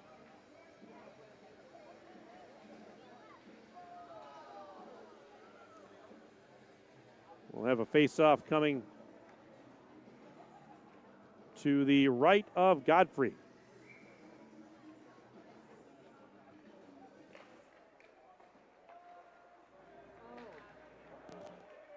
And there's a centering pass. Root! Shot and a save made. Silver Eagles goal scored by number 15, Connor Churches. Assist to number 2, Jace Turtelot. And number 17, Harrison Straka. Time of the goal, 6:07. Connor Churches from Turtelot and Straka at 6:07. All right, so there you have it. I was correct. Churches with the goal and assists to Jace Turtelot and Harrison Straka. So back to even at 2 apiece, under 10 minutes to go, second period at center ice. This is Genshaw. Genshaw got his pocket picked by Root. Now a tie-up along the near side wall. And finally it's Shave that comes away with it and will fire it ahead into the MG end. And this is Root, and he got beat to the puck. But picked up in the corner and centered. And we've got bodies all over the ice, and we've got a whistle, and the Beaver Dam faithful are clapping. As it appears, we're going to have another penalty. This one going on Monona Grove. This is going to be their third of the period, fourth of the game. And Beaver Dam is going to have yet another power play opportunity. They're 1 for 2 with the man advantage thus far, and now a third opportunity as Genshaw is in the box. From the face-off to the left of Godfrey, Beaver Dam controlling in the offensive zone. Poznansky in the corner. Puck deflects up in the air, but not out. Burkhart keeps it into the blue line. Burkhart. Pass to the half wall, centered. Monona Grove penalty on number 3, Tyler Genshaw. 2 minutes for interference. Time on the penalty, 7:20. Genshaw, 2 minutes for interference. Shorthanded chance and a save made by Vic on a shorthanded chance for Drew Larson. Now at the other side, we have a collision and another penalty coming up here as we had a pair of players go down. Burkhart went down hard for Beaver Dam as he collided with the Monona Grove player who's going to go to the box. And Beaver Dam is going to have a 5-on-3. This is going to be Scheifelbein going to the box. That's 4 penalties in the period now. And Beaver Dam's going to have a 5-on-3 for the next minute and 22 seconds. Oh, what a golden opportunity here to take the lead again. They win the faceoff. Damon moving in, fires, Godfrey save. Rebound is cleared out of the zone. Back into the Beaver Dam end it goes. A minute and 8 seconds left in the 5-on-3. McKinstry's Home Furnishings. Monona Grove penalty on number 20, Jack Hovde. 2 minutes for Nean. Time of the penalty. Hovde, 2 minutes for Nean at 8:06. I beg your pardon. I think I mentioned Scheifelbein. It's actually, is it Hovde in there or is it Scheifelbein? No, it's Scheifelbein because it's 21. So it's actually not Hovde that got the penalty. It was Scheifelbein. He wears number 21. We had a stoppage as a puck deflected up and out of play. Face off in the Monona Grove end.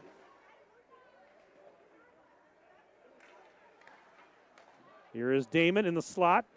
Fires, save made, rebound is loose. It's going to be cleared out of the zone.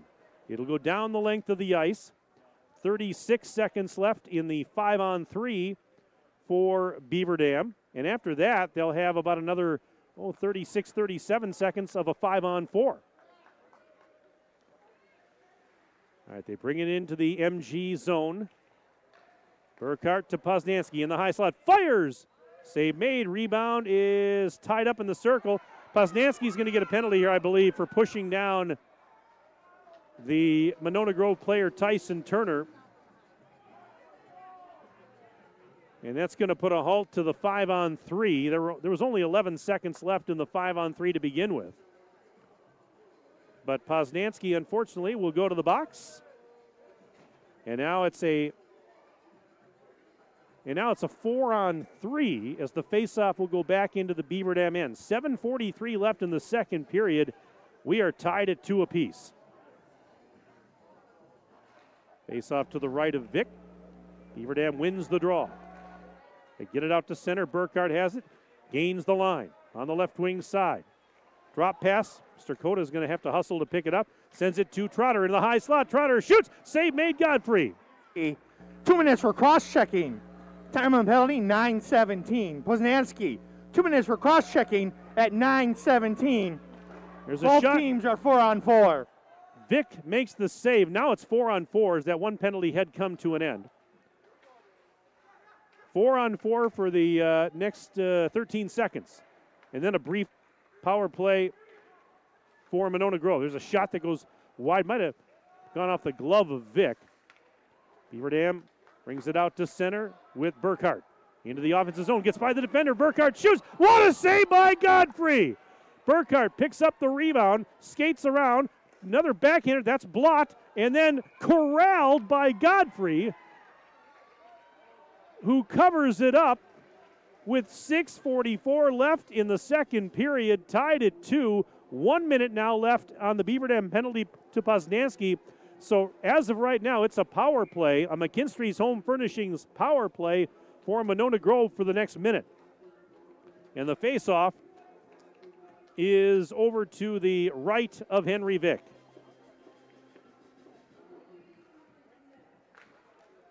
From the draw, played into the corner. Now squirts behind the net. It's going to be picked up by Williams, and Williams fires it ahead. Onto the stick of Drew Larson. He's tied up by Strakota. Lost the puck and sent down the ice. Beaver Dam clears. Beaver Dam's got another 40 seconds to kill on this man advantage for the Silver Eagles. Look out. Puck almost turned over in the Silver Eagles' end, but they pick it back up. Now here comes Ryder Bible. Bible knocked off his stick. They gain the offensive zone. Over to the left side for Williams. Williams skating into the corner down on the left side.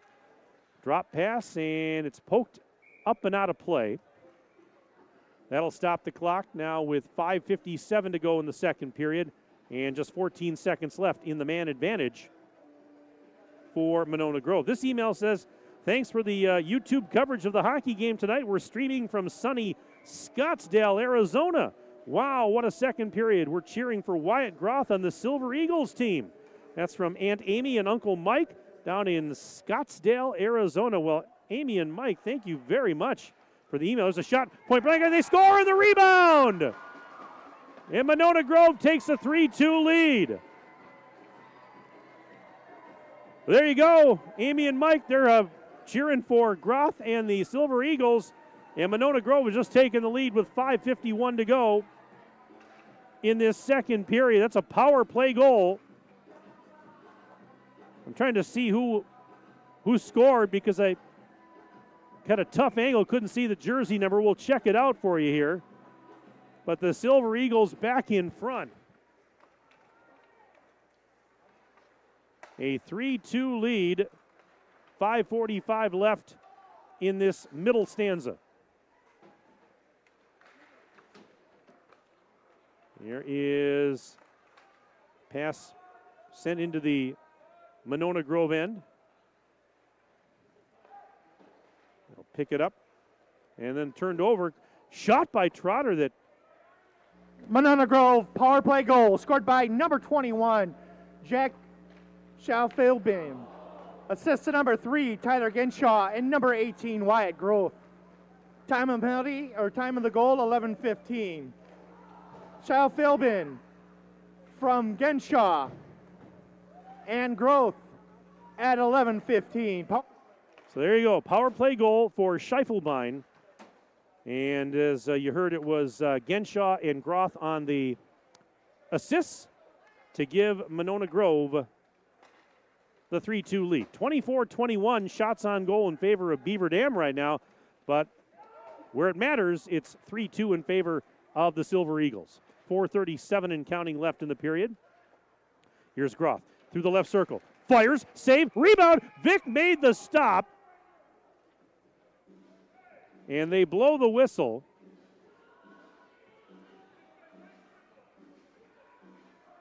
And both teams are going to make some changes. Let's see if they're going to have a face-off here to the right of Vic, it appears.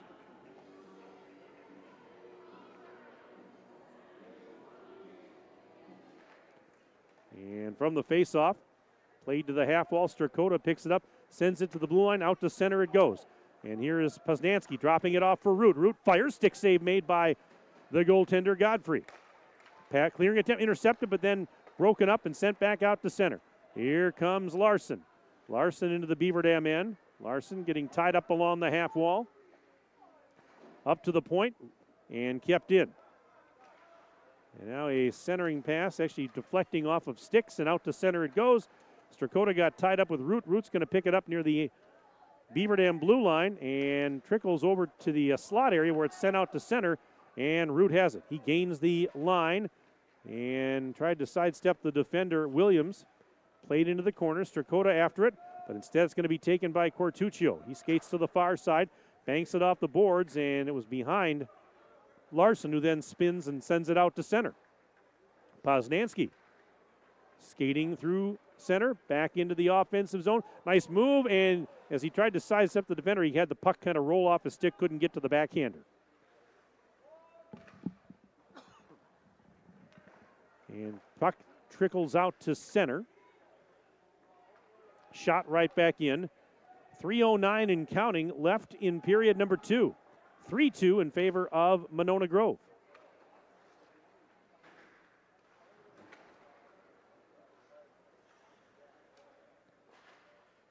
And that puck hits the ceiling as it deflects up and out of play.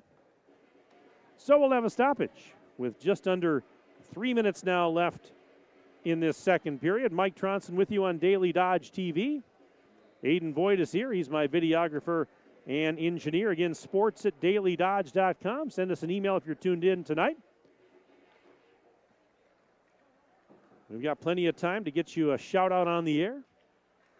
There's a shot that went through traffic, deflects to the far side, now forced out to center. And here's Jace Turtelot. Turtelot tried to center it.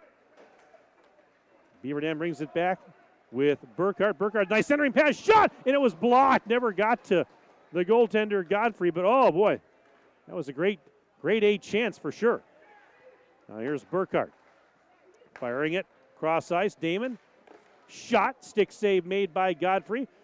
There's Trotter trying to get it back to Damon. Damon got taken down, no call though, and on the right doorstep, a chance for Burkhardt, and Godfrey robs him from point blank range. Oh, my. And we've got a stoppage with 2:08 left in this middle frame. I tell you, both these goaltenders have made some really impressive saves in this game. 27 shots for the Golden Beavers, 23 in the game for Monona Grove. Silver Eagles have the 3-2 lead. Face off to the left of Godfrey. When the faceoff was sent towards the net, but it was blocked in front. Now it's in the corner. And that's Damon taking a puck, but had a poke checked off his stick. And back out to center ice comes Groth. Groth gains the line. Groth fires, and that one is plucked out of midair by Henry Vick. Like he was playing center field there or something. Just got it with a glove. 1:48 left in the period on this Parents' Night 2024. If you missed it earlier, we had the parent player introductions between the first and second periods tonight. Pep Band has been here tonight. Been a fun night. Here's Poznansky. Posnanski poked away from him by Connor Churches. Played up to the half wall. Genshaw trying to force it ahead. Now picked up by Groff. Groff getting it back to Genshaw as they cross the line. There's pass by Groff back across ice. It was poked by Posnanski. And a 2-on-1 developing for the Golden Beavers. Here's Root. Root right side over to Posnanski. Fires right in on Godfrey, who makes the save. Oh, they had numbers, did the Golden Beavers, but Godfrey says, no, you don't. Wyatt Godfrey slamming the door, preserving a 3-2 lead from Monona Grove with 1:13 left in this second period. Outstanding stuff tonight on both sides. It's hard to believe that Beaver Dam won the first meeting of the season between these two 7-0. I guess if we talked about Monona Grove had some injuries and they weren't healthy. And this is a totally different Monona Grove team than what Beaver Dam faced earlier in December. And they are much improved, and they're playing good hockey. And mentioned they got that big win against Wanakee a couple of weeks ago. Shot glove save made by Godfrey. I mean, both these teams really are playing well, as we've talked about. But I tell you what, the Monona Grove team, yeah, they vastly improved. And boy, when you got your full complement and they're playing with confidence, they're fun to watch. Both these teams are really fun to watch. All right, here we go from the faceoff. Poked out to center. 43 seconds left in the period. Going after it is Tyson Turner, trying to get by the defender. And look out, is Boston Damon was there to knock it away from him, and they blew the whistle. We have a penalty. Yeah, it was a penalty. That's what it was. As Evan Burkhart is going to go to the penalty box. And it's going to be a 5-on-4, a McKinstry's Home Furnishings power play for Monona Grove, brought to you by McKinstry's Home Furnishings, downtown Beaver Dam. And if they don't score here before the end of the period, the remaining power play time will carry over to the start of the third period. Penalty on number 20, Evan Burkhart. 2 minutes for holding. Time and penalty, 16:23. Burkhart, 2 minutes for holding at 16:23. There you go. 16 seconds left in the period. Puck poked away from Damon. It's loose at center ice. Now 10 seconds. And Monona Grove gets it into the offense zone. Then they lost it. Clearing attempt, hit traffic. 4 seconds. 3. Groth got tied up, lost the puck. Beaver Dam will just clear it, and that's the way the period's going to end. So Monona Grove's going to have 1 minute and 22 seconds of power play time remaining when we start the third period. That was some exciting stuff. And after 2 periods, our new score is Monona Grove 3 and Beaver Dam 2. All right, stay with us. Our second intermission report is coming up next. We'll take a 4-minute break. Back in 4 minutes on Daily Dodge TV. Cheer! Now cheer louder. Any accomplishment worth doing is worth doing with all your heart and soul. The entire team at Hometown Glass and Improvement knows that dedication, time, and respect can lead to greatness. When practicing free throws, running for a touchdown, or installing new windows and doors, it's a commitment to something larger than oneself that creates a legacy. So keep cheering for your hometown team. Hometown Glass and Improvement, online at hometownglass.com. Jerry's Automotive in Beaver Dam is a champion of our local schools. Team up with Jerry's Automotive by pumping your gas at their Spirit Pump, where 2 cents of every gallon is donated to a local school each month. Jerry's Automotive also provides exceptional vehicle service and repairs and a great selection of convenience items. Visit Jerry's Automotive Center WI.com and on Facebook. Jerry's Automotive, 700 North Spring Street in Beaver Dam, across the street from Beaver Dam Food Pride. Is selling your home like a walk in the park? If you were in Central Park at 2 a.m. maybe. Chris Kladowski Real Estate. When it is time to sell, be it due to loss or love, growth or downsizing, staying near or going far, there are 3 basic steps. List it, sell it, move on. The steps are made simple by working with a trusted real estate advisor. Our family team is with you every step of the way, making those 3 steps as smooth and fun as possible. Kladowski Real Estate. We look forward to serving you. When it comes to a winning lineup, turn to the selection of new and pre-owned vehicles at Napleton GM in Beaver Dam. Their team goes the extra mile to provide a winning experience, from hassle-free financing options to exceptional customer service. It's like having a dedicated cheering section cheering you on in every step of the vehicle purchase. Give the team at Napleton GM in Beaver Dam a call at 920-885-3301 or visit napleton151.com and find new roads with their winning inventory. In today's financial markets, you will find all your needs met at Park Village Shopping Center. Time is right for a home equity line of credit. The folks at Horicon Bank can make those home remodel dreams a reality. Searching for sound financial advice? Kevin Smith of Edward Jones will help you make sense of your investments. Kevin knows the market inside and out. Nightberry Title meets all your title needs, from commercial to residential. The team at Nightberry is your partner for success. This is why you hear people say, I shop Park Village Shopping Center. You should too. Park Village Shopping Center.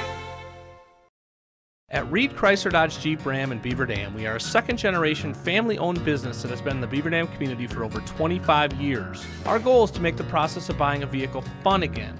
No pressure, no hassle, just quality customer service from our friendly and experienced sales staff. So give us an opportunity the next time you're in the market for a new or pre-owned vehicle. The worst that can happen is we shake hands and part as friends, and if you catch us on the right day, you can enjoy one of Mom's amazing homemade cookies. Let our family take care of your family at Reed Chrysler Dodge Jeep Ram in Beaver Dam. Hi, I'm Josh Schneider with Silica for Your Home. We have a great feature available in our showrooms, our digital price tags. They search the internet every day and allow us to adjust the prices based on our competitors. That ensures you are always getting the best deal. If it finds a lower price, it will automatically change our Silica price in real time. These digital price tags are all about saving you time and money. Shop Silica for Your Home for the best sales, service, and selection. Hey, it's Stacy with Slumberland, Beaver Dam in Watertown. Stop in and see everything that our store has to offer. We built it just for you. We have mattresses, box springs, power bases, bedroom sets, furniture, living room sets, dining sets, everything that you would need to complete your entire home. We've got our interest-free financing and a really great local staff here to help you. So you've got all local people here to help you out from start to finish for anything that you would need. So stop in, shop local, and save big with us.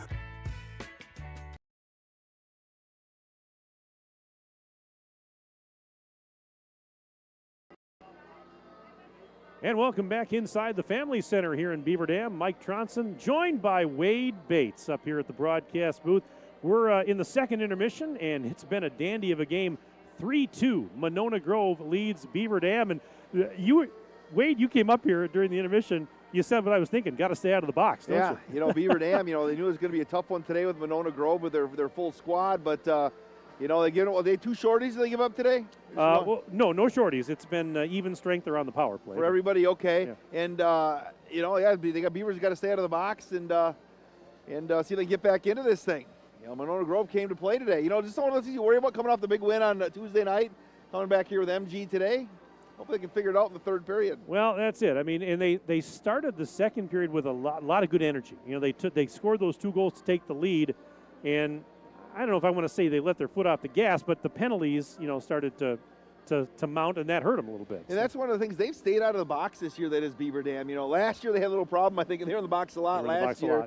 And this year, the last couple of years, this year they haven't, but they played clean hockey. So hopefully they can figure it out in the 17 minutes and maybe get one early to burn off this penalty and then get one to tie it up and then see what happens down the stretch. Now, you're not just here just to join me, and showcase your good looks on TV. Oh, come on, you're working here actually tonight, aren't you? Well, my night off, but there's a big hockey tournament here. There's a couple of them. There's a girls hockey tournament at the Family Center all weekend, starting tomorrow night.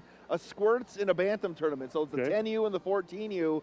Game starting tomorrow early evening and then running all the way through Sunday. So there'll be lots of action here. There's raffle items over there, Mike. Maybe a few things. So I go bid on a few or buy a few raffle tickets? Buy some raffle tickets. You can do that. I should take a look at that. Support youth hockey in Beaver Dam, so it should be fun. My house is just in your house, too. It's just a couple blocks from here. And I drive by here on weekends all the time, and there's just always something going on, whether it's a hockey tournament or a figure skating event or something. This building is so heavily used, but it brings so many people into town. It really does, and it's just it's great to see this facility. And we're lucky to have this facility in the first place.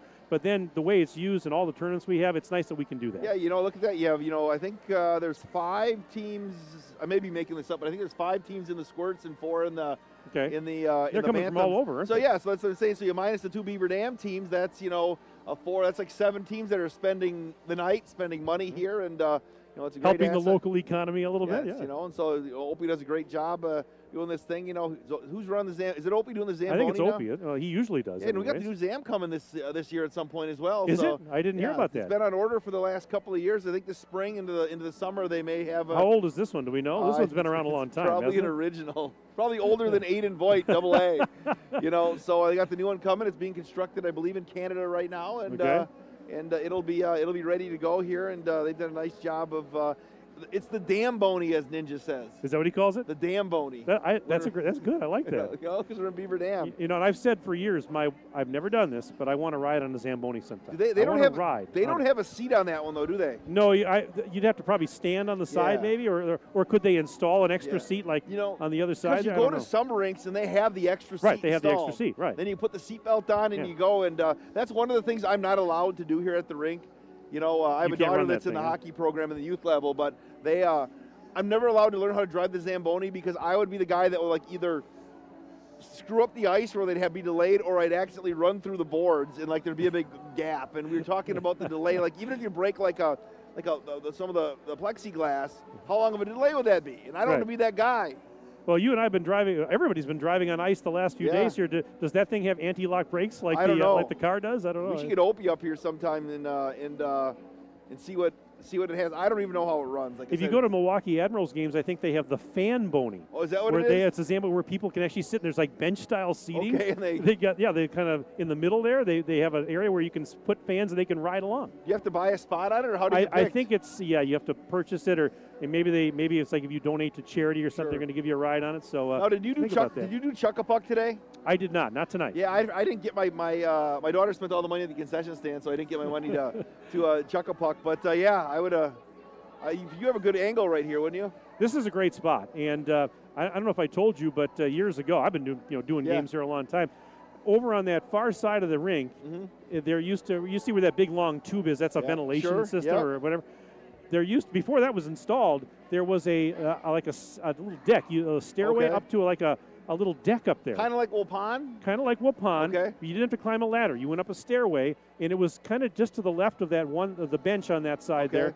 And we would broadcast up there, and it was a great view because we were actually right at the edge of above the glass. So we were right on top of the ice.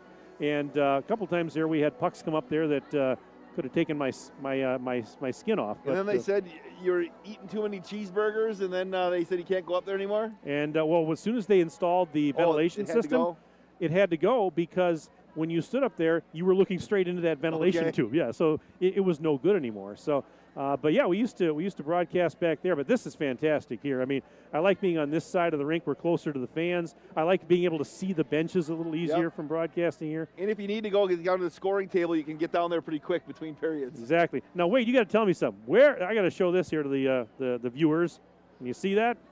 Where'd you find these? They found those actually about half an hour ago, buried in a closet back there. They figured these are 20-some years old Beaver. They look like they've been around a while. Grabbed a couple and said, "Hey, Mike Johnson in AA, Aiden Voigt may want one." I'm gonna take this home. And that's the old Beaver Dam logo. So the one that Aiden has is. What does he have now? He's got the old flip. He's got the old Beaver Dam logo that was just the Beaver. Oh, I didn't see that. Show me yours there, Aiden. Oh, okay, yeah. That's the Beaver they use for the wrestling, don't they? I think their logo or. It's a retro logo. Okay. The retro. Yeah, you're right. So that's kind of cool though. So I figured you'd want one for your. For my put collection. It somewhere, yeah. I actually have at home. In longtime head coach Chris Hebel when he was here, they gave me an old Beaver Dam hockey jersey. I have it in my closet. I should wear it here to the game sometime. You should bust it. I have an old Beaver Dam football jersey I bought at one of their auctions, or they were selling them for fundraisers. That's all I have. So maybe you can wear the hockey jersey. I'll wear the football jersey. I should do ask that. Coach Kraft if they have any like double X's or triple X's. I'd wear a Beaver Dam sweater somewhere, Beaver Dam hockey jersey. Absolutely. I have a hockey jersey collection at home. Is it number 99 for Beaver Dam? There's no number on it. Oh, no, okay. it's just, but it's predominantly yellow. It's got the green, says Beaver Dam across the front, and that was given to me by Chris Ebel, and which he didn't have to do, and I've still got it and still pull it out from time to time. So a lot of fun. But these are. I tell you what, you look at the Beaver Dam hockey team here, the boys hockey team. They've been playing great all year. Only lost 2. And how about the strides the girls hockey team's making under new coach Mike Pogorelic? Wow. Girls have won 4 out of 5, and their one loss, they had 54 shots on goal and just got beat 1-0 by the Icebergs, who they'll play Tuesday night, and we'll have that one on Daily Dodge TV as well. But no, they've girls have been working hard, and the Wildfire Youth Program is if you look at the banners up over there on the rink, you'll see that they've had some success at the youth level, and it's starting to come up. You have a pretty good sophomore class, freshman class. That senior class that's graduating out was kind of those that kind of helped get it going again after they left the Alliance Co-op, and good things to come in the future. A lot of talented players, and they go to Viroqua tomorrow, and then they play DC Everest on Saturday, the Wausau Co-op, and they're back here on Tuesday. So we'll have that one on Daily Dodge TV. But they were kind of making some noise where I had a couple of Madison newspapers and such contact me and, hey, do you have any headshots? Because they're seeing some of these girls put up some big numbers, and they wait here. We're gonna go ahead. Go ahead. We're blocking somebody's got to do their job. Yep. So he's like, yeah. Do you have so and so's headshot? Do you have a headshot of this girl? Because they want to put it in the paper, and they're getting a little publicity, and people are noticing across the state. Win on Tuesday, the 2-0 win over the Metro Lynx, one of those super teams, really raised a lot of eyebrows across the state when they knocked them off 5-4. So Mike Pogorelic's team, and he always says he's got to keep getting better though. They're working hard in practice, and it's going to be a fun couple of years, and fun, for both boys and girls hockey here in Beaver Dam. Winter sports right now in good shape in Beaver Dam. The basketball, boys and girls basketball teams are playing well. The boys and girls hockey teams are playing well. The wrestling team's been up and coming for a while. And I have to mention something that I always do an Inside Beaver Dam High School Athletics segment every week. Yeah. And I forgot about it yesterday, and Ryan Gerber forgot about it. So we had to do a quick one, this morning, and I just got a text from Tim Ladrin. He's like, you didn't mention Beaver Dam boys basketball. So, Coach, I'm sorry that I forgot to mention Beaver Dam boys basketball this week. And because they had a great win, though. They set a school record 56-point victory. Largest margin of victory in program history. And that program goes back 100 years. So if you know Tim Ladrin right now, please send him a text and say Wade is sorry, okay? I'm just trying to make amends because he says that he's my color guy for football. I know. And so he goes, I'm just going to talk over you. I'm going to Larry McCartney. You may be looking for a new color guy next year. Please text Tim Ladrin and say Wade Bates is sorry. Really, truly. Man. You know what? In knowing the guy, Tim Ladrin, and you and I both know him very well, exactly. I could just see Tim Ladrin saying that too. So he's just trying to get your goat. I should give his cell phone number out over the air. No, don't do that. But if you know T-Lad, please text him and says Wade Bates is really sorry. Well, I'm not sorry to have you up here. Thanks for coming up during the intermission. Thanks for having me. Good to see you. Let's get some goals for the Golden Beavers. You're welcome to stick around if you want to stick around in the third period. I think I have to go arrange some you got baskets more work to give away. Yes. Okay. Well, thanks for coming up and sharing some thoughts. Good to see you, bud. All right. All right, let's take another break. We're back in 1 minute for the start of the third period on Daily Dodge TV. At Summit Ford Beaver Dam, we are committed to serving the customers in our community, to bringing you into our dealership and making the buying process easy, fun, stress-free, and memorable. Thank you for choosing us and voting us Dodge County's best place to buy a new or used vehicle. Stop in today for a test drive and to see how we can help you find the car of your dreams. Summit Ford Beaver Dam.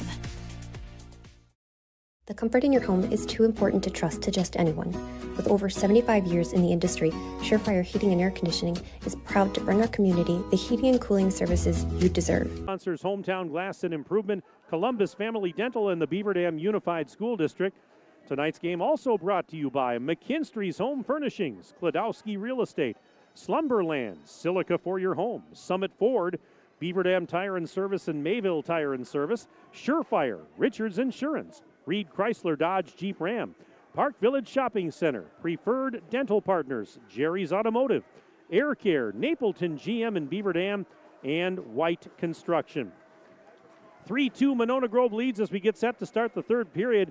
In that second period, Beaver Dam goals by Mason Poznansky and Joa Trotter, and goals in the period for Monona Grove by Connor Churches and Jackson Scheifelbein. The goals by Trotter and Scheifelbein were on the power play. Poznansky and Churches scored at even strength. 29-24 shots on goal in the game in favor of Beaver Dam as we start the third period. And as we start period number 3, the Golden Beavers are shorthanded for the first minute and 22 seconds. Beaver Dam skating right to left in the third. Monona Grove goes left to right. Thanks to Wade Bates, my good friend and colleague, for joining me on the intermission report. And we're underway in the third with MG on the power play, leading by the score of 3-2. Beaver Dam looking for a rally here in the third to stay unbeaten in the conference. Here's Trotter in his own zone. Sends it out to center and actually clears it down the length of the ice. There's 55 seconds and counting left in the power play for Monona Grove, a McKinstry's Home Furnishings power play. Brought to you by McKinstry's Home Furnishings, downtown Beaver Dam, year after year. McKinstry's. We had a whistle. Again, send me an email, sports@dailydodge.com. And this email says, Carlos and Dilly Dog, your favorite aunt is watching. So proud of you two. Let's get a win. As we had a timeout apparently called. We'll keep it here with only 32 seconds gone in this third period. This email says, hey, Mike, ask Wade for another hockey game. He could be Tim Haldeman for you. Oh, well, I don't know about that, but ha, ha, ha. You guys look a little better than Tim. Just kidding if Tim's listening. That's from Foxy. Jared Fox checking in. Jared, I tell you what, I love Wade. Wade's fantastic. I've known Wade a long time. He's a good friend and colleague, but my mentor in the broadcasting industry is Tim Haldeman, and I'm not looking to replace Tim anytime soon because we've had a good thing going for a lot of years. That's for sure. Sports@dailydodge.com if you'd like to check in during the third period tonight. 51 seconds left in the Monona Grove power play. 16:28 left in the game, and I'm not sure what I thought there was a timeout, but there's something else going on. They're checking the ice over here on the end to our right.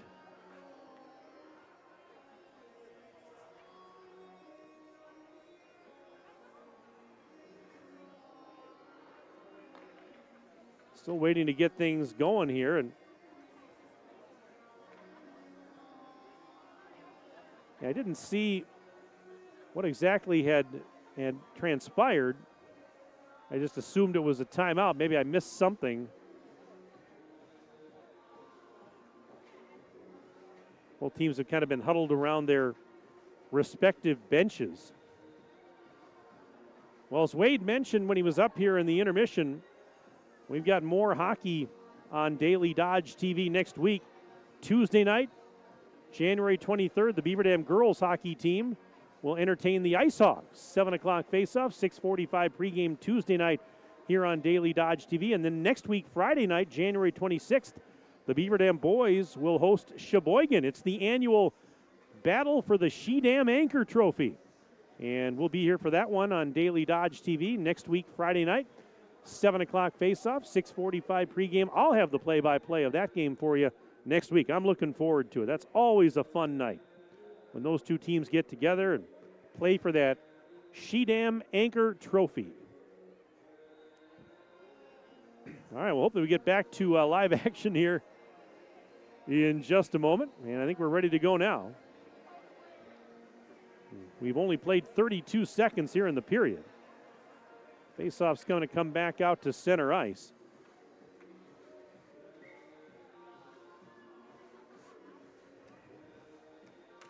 All right, from the faceoff, played into the Golden Beaver end. Strakota's going to chase it down and sends it out to center. And it's going to get by. Connor Churches and go back into the Monona Grove end. They start back out to center. Here comes Tyson Turner into the offensive zone. Trotter lost his stick. It got caught between the arm of Turner. And now Beaver Dam gets it out of the zone and flips it back into the MG end. 15 seconds left in the man advantage for Monona Grove, as they start back the other way. Time for a last rush here on the power play. Centered, shot, and I don't know if that's sure if Vic got a piece of it or if it hit the side of the cage, but just missed. Penalty's over. We're back to 5 skaters aside as Burkhart back in the S. Now a 2-on-1 developing. Burkhart into the offensive zone, leaves it for Root in the high slot. Root fires, and that goes over the top of the cage. 3-2 Monona Grove leads, 15:20 to go, third period. This is Groff, fires, rebound after a save made by Vic, and it's played to the near side boards. Now Groff along the end wall. He gets by a couple of defenders, skates into the circle, centers, but it got past the intended target, Scheifelbein.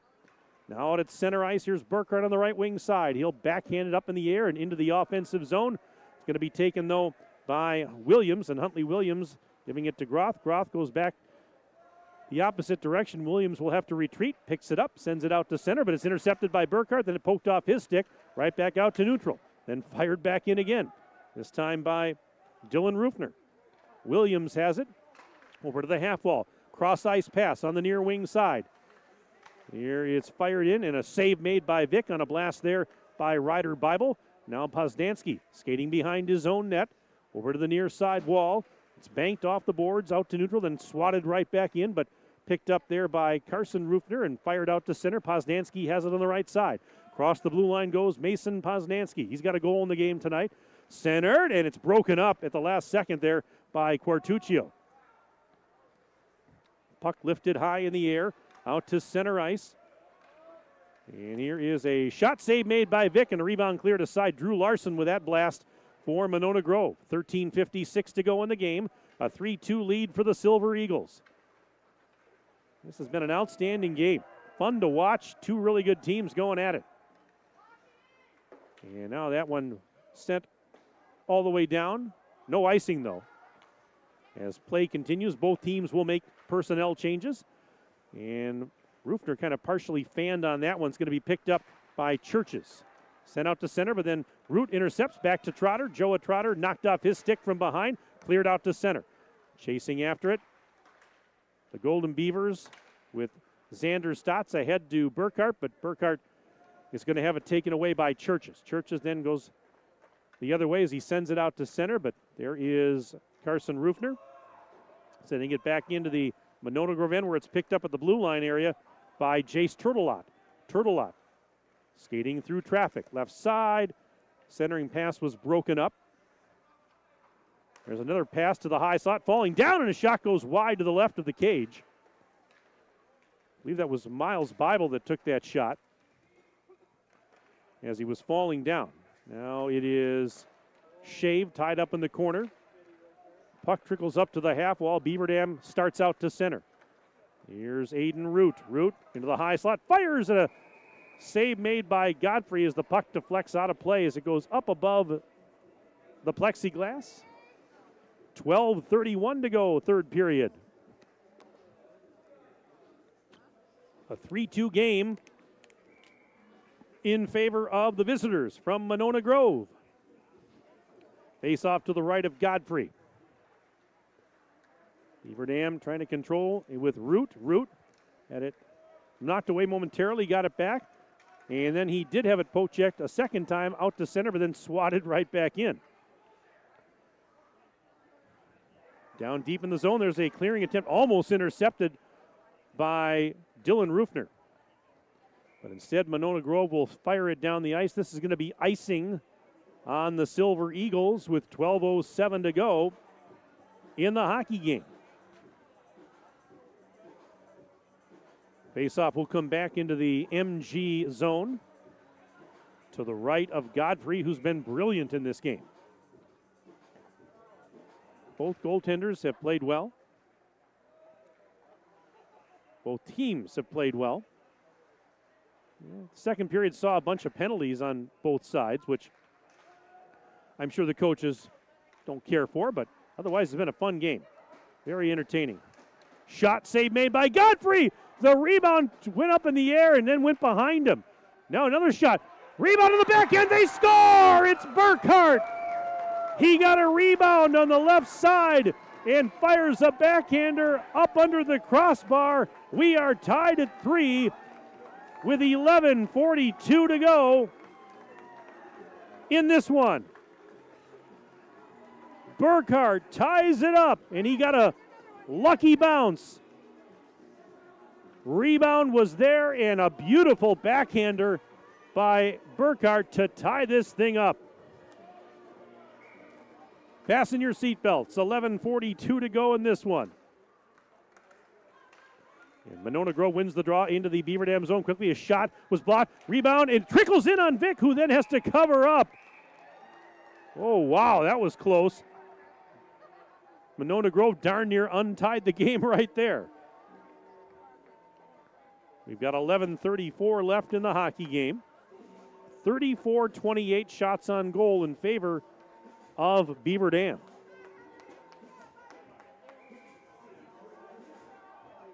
Face off to the left of Vic. Beaver Dam goal. Scored by number 20, Evan Burkhart. Assist to number 3, Carson Rufner, and number 11, Mason Poznansky. Time of the goal, 5:18. Burkhart from Rufner and Poznansky at 5:18. All right, so there you have the goal call by Big Jer on the PA. We're knotted at 3 apiece.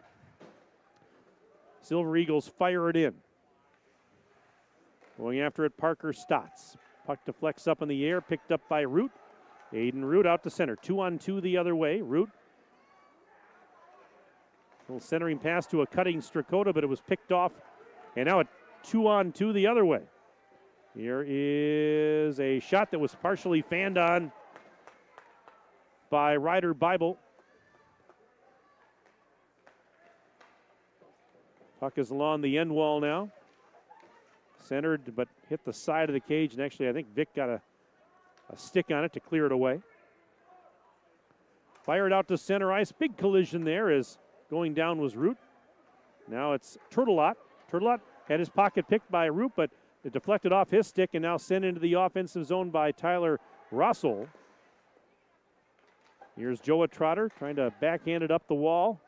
And it trickles to Burkhart, who fires it out to center ice on the near wing side, but at his own blue line, sent back out to neutral, and then finally sent back out again by Williams, but intercepted by Poznansky. He's taken down as he tried to sidestep the defender, and that's going to be a penalty on Monona Grove. Should be a tripping call, and it's going to give Beaver Dam a McKinstry's Home Furnishings power play, brought to you by our good friends at McKinstry's Home Furnishings in downtown Beaver Dam. And I was correct, it was a tripping call.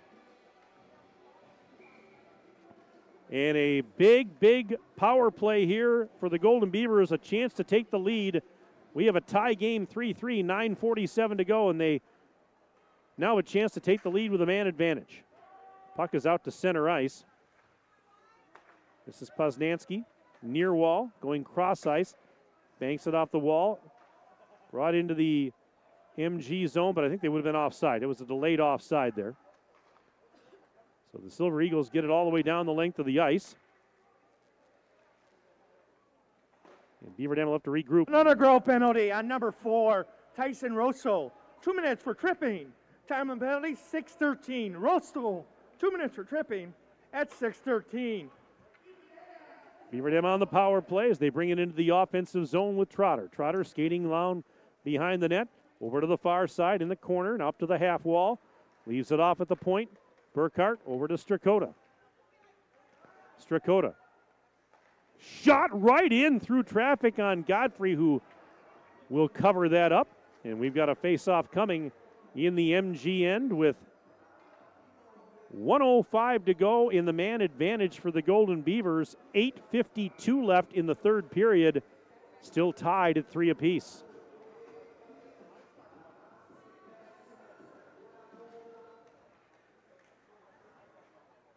This is Poznansky. Left corner. Now to the end wall. Behind the net. Poznansky centered, but Strakota never got a stick on it, and it's going to go all the way back into the Beaver Dam end. Vic will send it out to center. Trotter right back to Strakota as he turns around and sends it the other way off of Burkhart's stick. Tied up along the wall, but they get it into the offensive zone, and Burkhart now has it inside the blue line. Fires, save made by Godfrey. Rebound deflects high in the air over to the half wall on the near side. Back to Burkhart as he takes a pass from Poznansky, right back to Poznansky.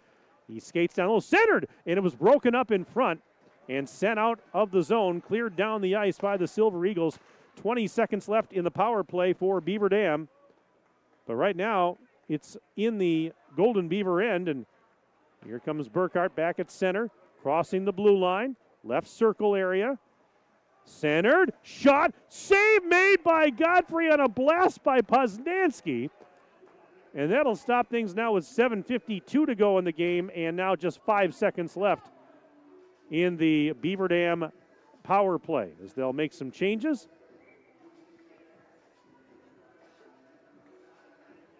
Face off to the left of Godfrey.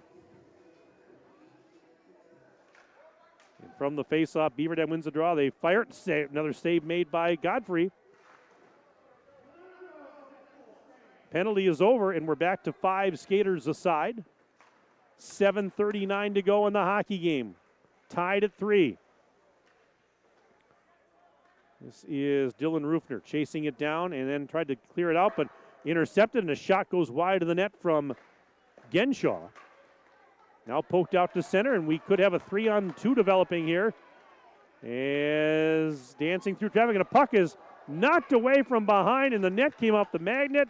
And we're going to have, I believe, a penalty here on Monona Grove, maybe for a cross-check. Let's see. As Root was taken down, or he was going in, and got taken down when crashing into the net. Yeah, it's going to be a cross-check on Monona Grove. And Beaver Dam's going to have another power play opportunity. Another chance to take the lead with 7:16 to go in a tie hockey game, 3-3.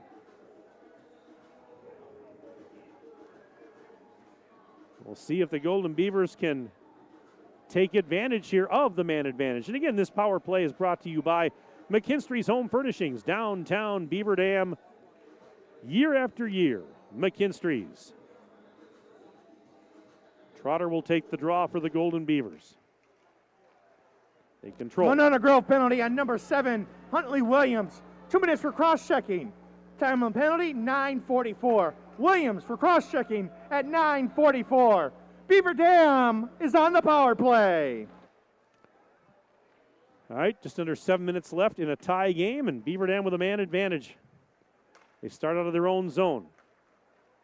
And here they come with Trotter getting spun around along the half wall, sends it behind the cage, but sent back up to the point, and Trotter keeps it in. Now to Burkhart. Burkhart, high slot, fires, it hit traffic in front. I think it hit Scheifelbein, actually. And now the Silver Eagles will start back the other way, shorthanded.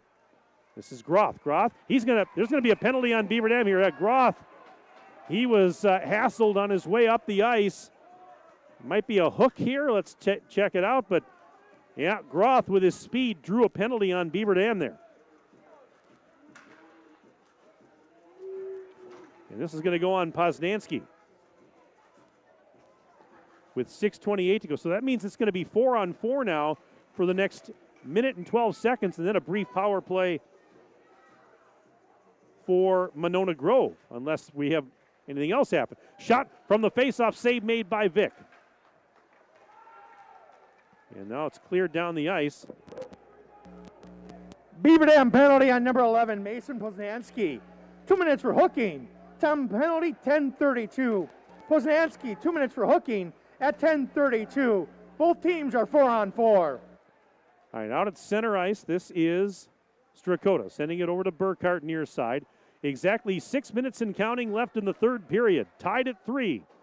4-on-4 hockey for the next 38 seconds. In the MG zone, it's going to be picked up there by Churches. Connor Churches banking it off the boards, trying to get it ahead to Larson.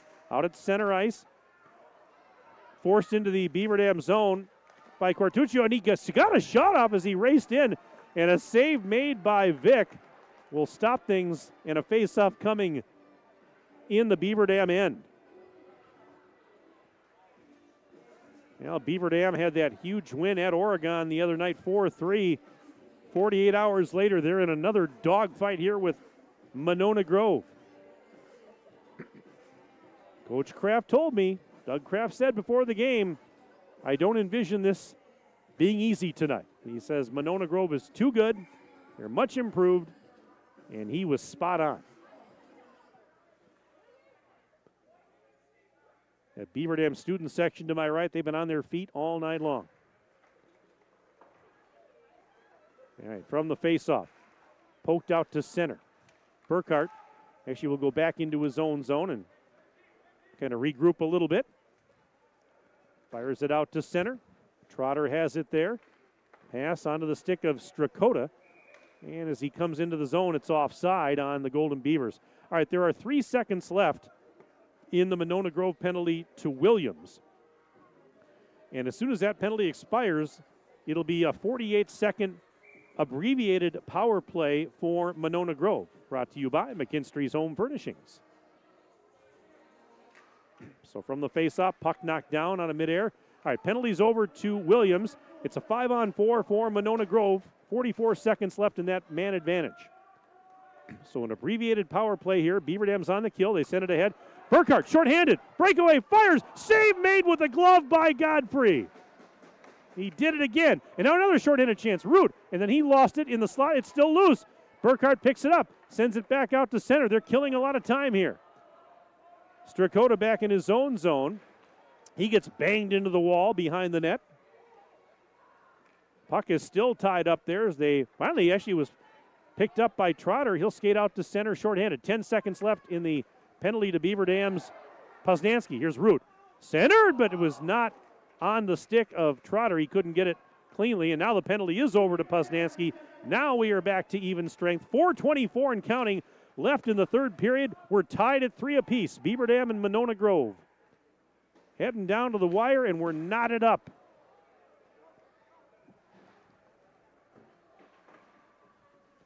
Tied up along the near side half wall. Trotter backhands it behind the net where Strakota picks it up over to Burkhart. Out to center with speed.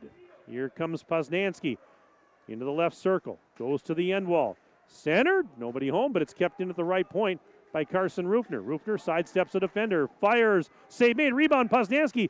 Fires. Save made by Godfrey. Burkhart fires it around the boards. Rufner's going to take it at the right point. Sends it in, and it was blocked. Never got to the net and fired out of the zone. Down the length of the ice it goes. No icing here, though. Good hustle by Monona Grove, but then it's picked up by Shave, and Zach Shave actually had it knocked away. Rufner trying to get it back to Shave and was tied up. Puck is in the corner. Shave pokes at it, sends it over to the near side wall. Now a tie-up in the corner as it trickles away. Shave will pick it up. Over to Poznansky, rolls off his stick, but he got it back. Out to center he comes. Into the offensive zone. Fires, save made by Godfrey. Rebound, that's Dylan Rufner after it on the far side. Into the corner he goes. Backhands it behind the net. Over to that right side, there's Carson Rufner.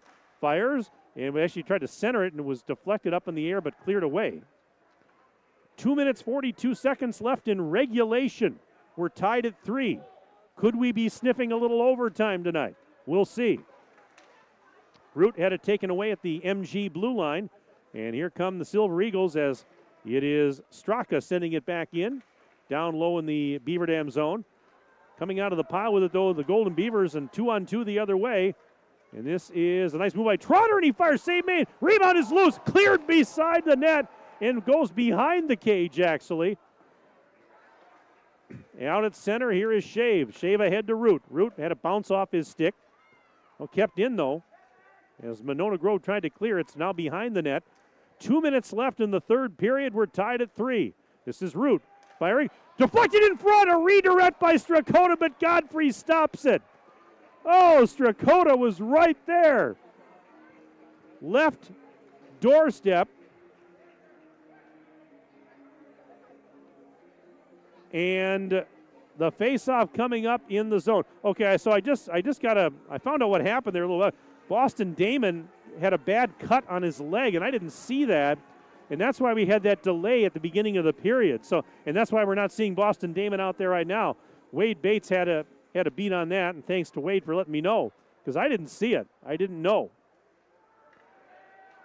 We'll have to check on him after the game, see what Coach Doug Kraft says about it, if he can give us an update, as we have a whistle. 1:42 left in the third period.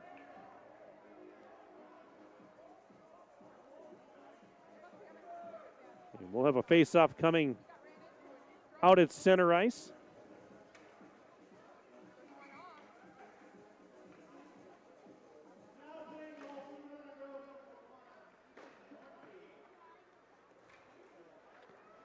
All right, from the face-off, Beaver Dam plays it into the MG end. It's a stick save made by Godfrey as a puck deflects up in the air behind the net.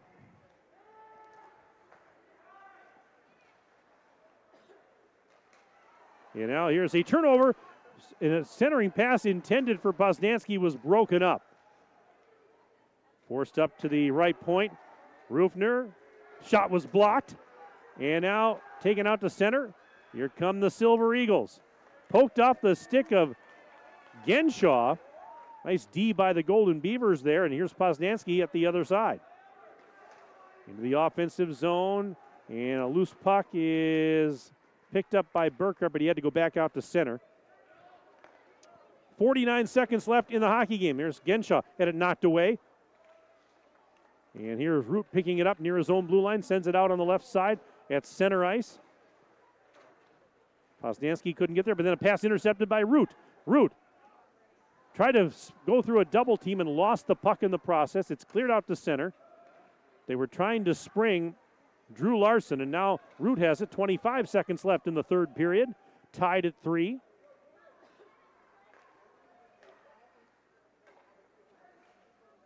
Dumped into the Beaver Dam end. 15 seconds left in regulation. And look, there's a shot from the right circle with about 7 seconds left. Save made by Vick on a blast there. And now that should tied up, and that should pretty much do it here as the third period has come to an end. We're going to overtime. Free hockey here inside the Family Center tonight with Beaver Dam and Monona Grove tied at 3. Let's take a 2-minute break. Back for overtime in 2 minutes on Daily Dodge TV. Are you ready for peace of mind? Chad Guzzi here, owner of Air Care in Beaver Dam. If you're tired of unexpected repair bills, you want to sign up for our Total Care plan.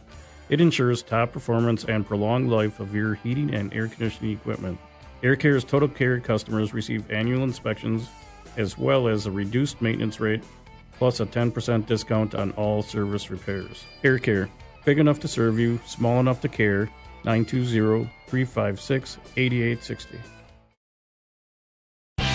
The teams at Beaver Dam and Mayville Tire and Service are growing and adding service technicians and auto lube technicians. Work in a clean shop environment with a fun and friendly team that is committed to excellence and customer satisfaction.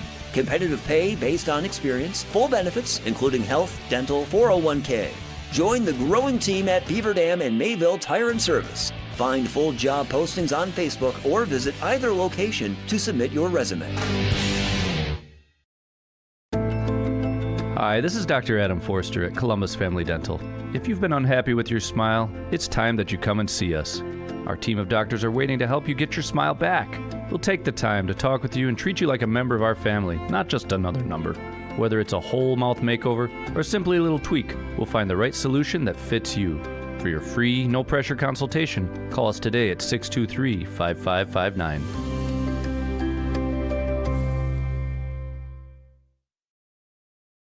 Cheer! Now cheer louder.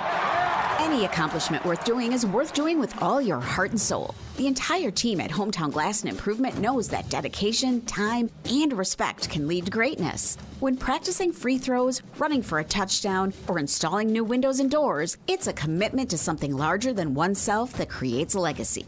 So keep cheering for your hometown team. Hometown Glass and Improvement, online at hometownglass.com.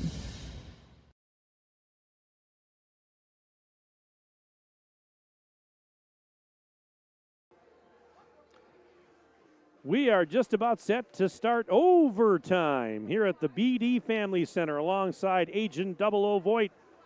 Aiden Voigt, my videographer and engineer. My name is Mike Tronson. Thank you for watching tonight on Daily Dodge TV.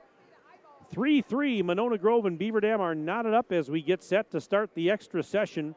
There was only one goal in that third period, and it was by Beaver Dam's Evan Burkhart at the 5:18 mark with assists from Carson Rufner and Mason Poznansky, an even strength goal that tied this game at 3, and we are still tied at 3 at the end of regulation. Shots on goal in the game, 45 for the Golden Beavers, 35 for the Silver Eagles.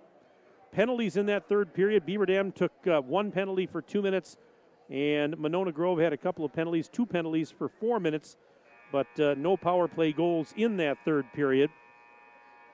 So we start overtime.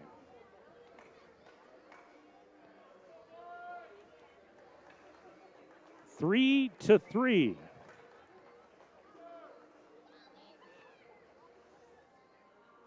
Beaver Dam skating left to right in the overtime. Monona Grove goes right to left. 8 minutes of overtime. Here we go. Beaver Dam gets it into the offensive zone. Trotter over there on the far side, and his shot was knocked down. Picked up by the Silver Eagles. Groth fires it out to center. Genshaw across the blue line and fires in on net. Vic makes the save. Genshaw got the rebound and then tried to get a shot from point-blank range that stopped again. It's loose on the slot. Shot, they score! Groth! An overtime winner for the Silver Eagles on a rebound. It comes 24 seconds into overtime, and Monona Grove has stunned Beaver Dam here at the Family Center tonight with a 4-3 overtime win. What a hockey game. What a finish. And for only the third time this season, Beaver Dam comes up on the short end. And what an effort by both teams. Hats off to Monona Grove. Outstanding. And Wyatt Godfrey stopped 42 of 45 shots to help his team to a huge, huge victory. Their first game in 2 weeks. And they showed no rust as they get the win tonight in overtime. 4-3 your final. Beaver Dam falls tonight here. Monona Grove a winner on the road at the Family Center. With the victory, Monona Grove goes to 9-5. And Monona Grove, game-winning goal scored by number 18, Wyatt Groff, unassisted. Time of the goal, 24 seconds. Groff, unassisted at 24 seconds. Goalie saves in that overtime for Beaver Dam's Vic, 1 for a game total of 33.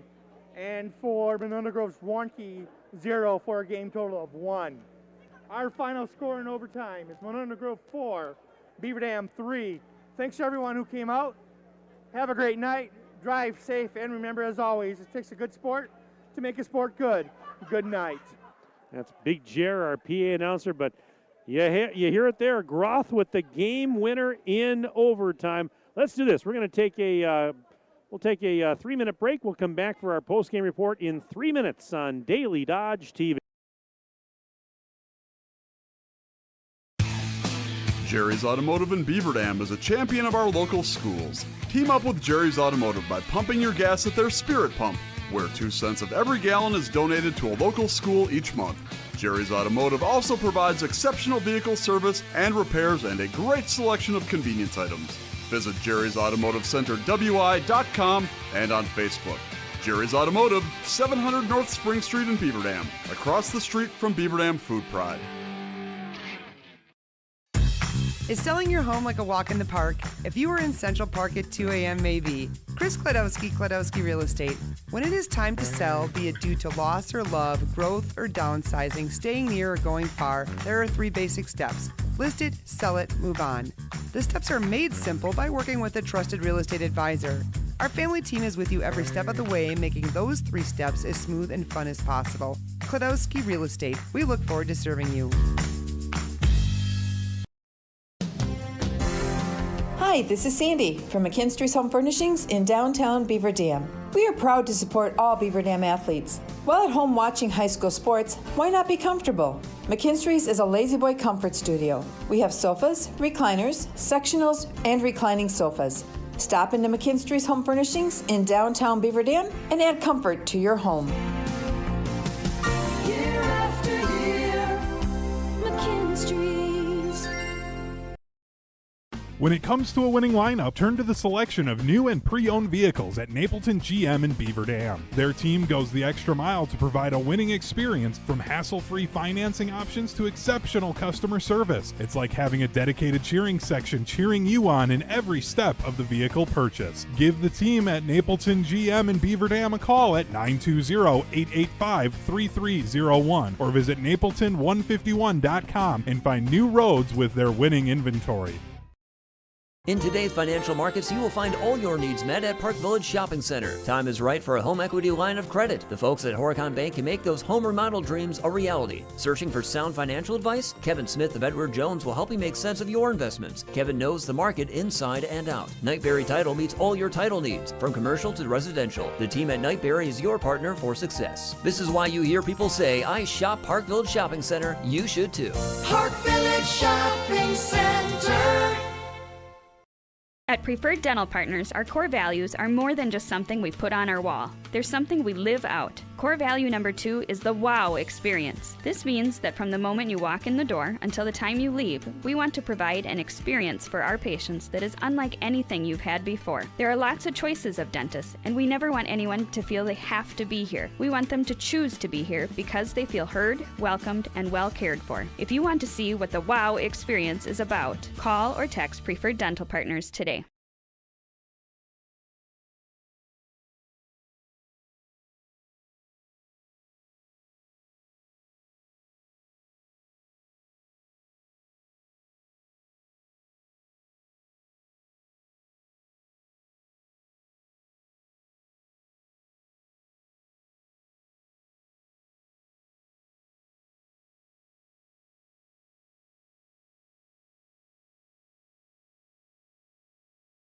In overtime.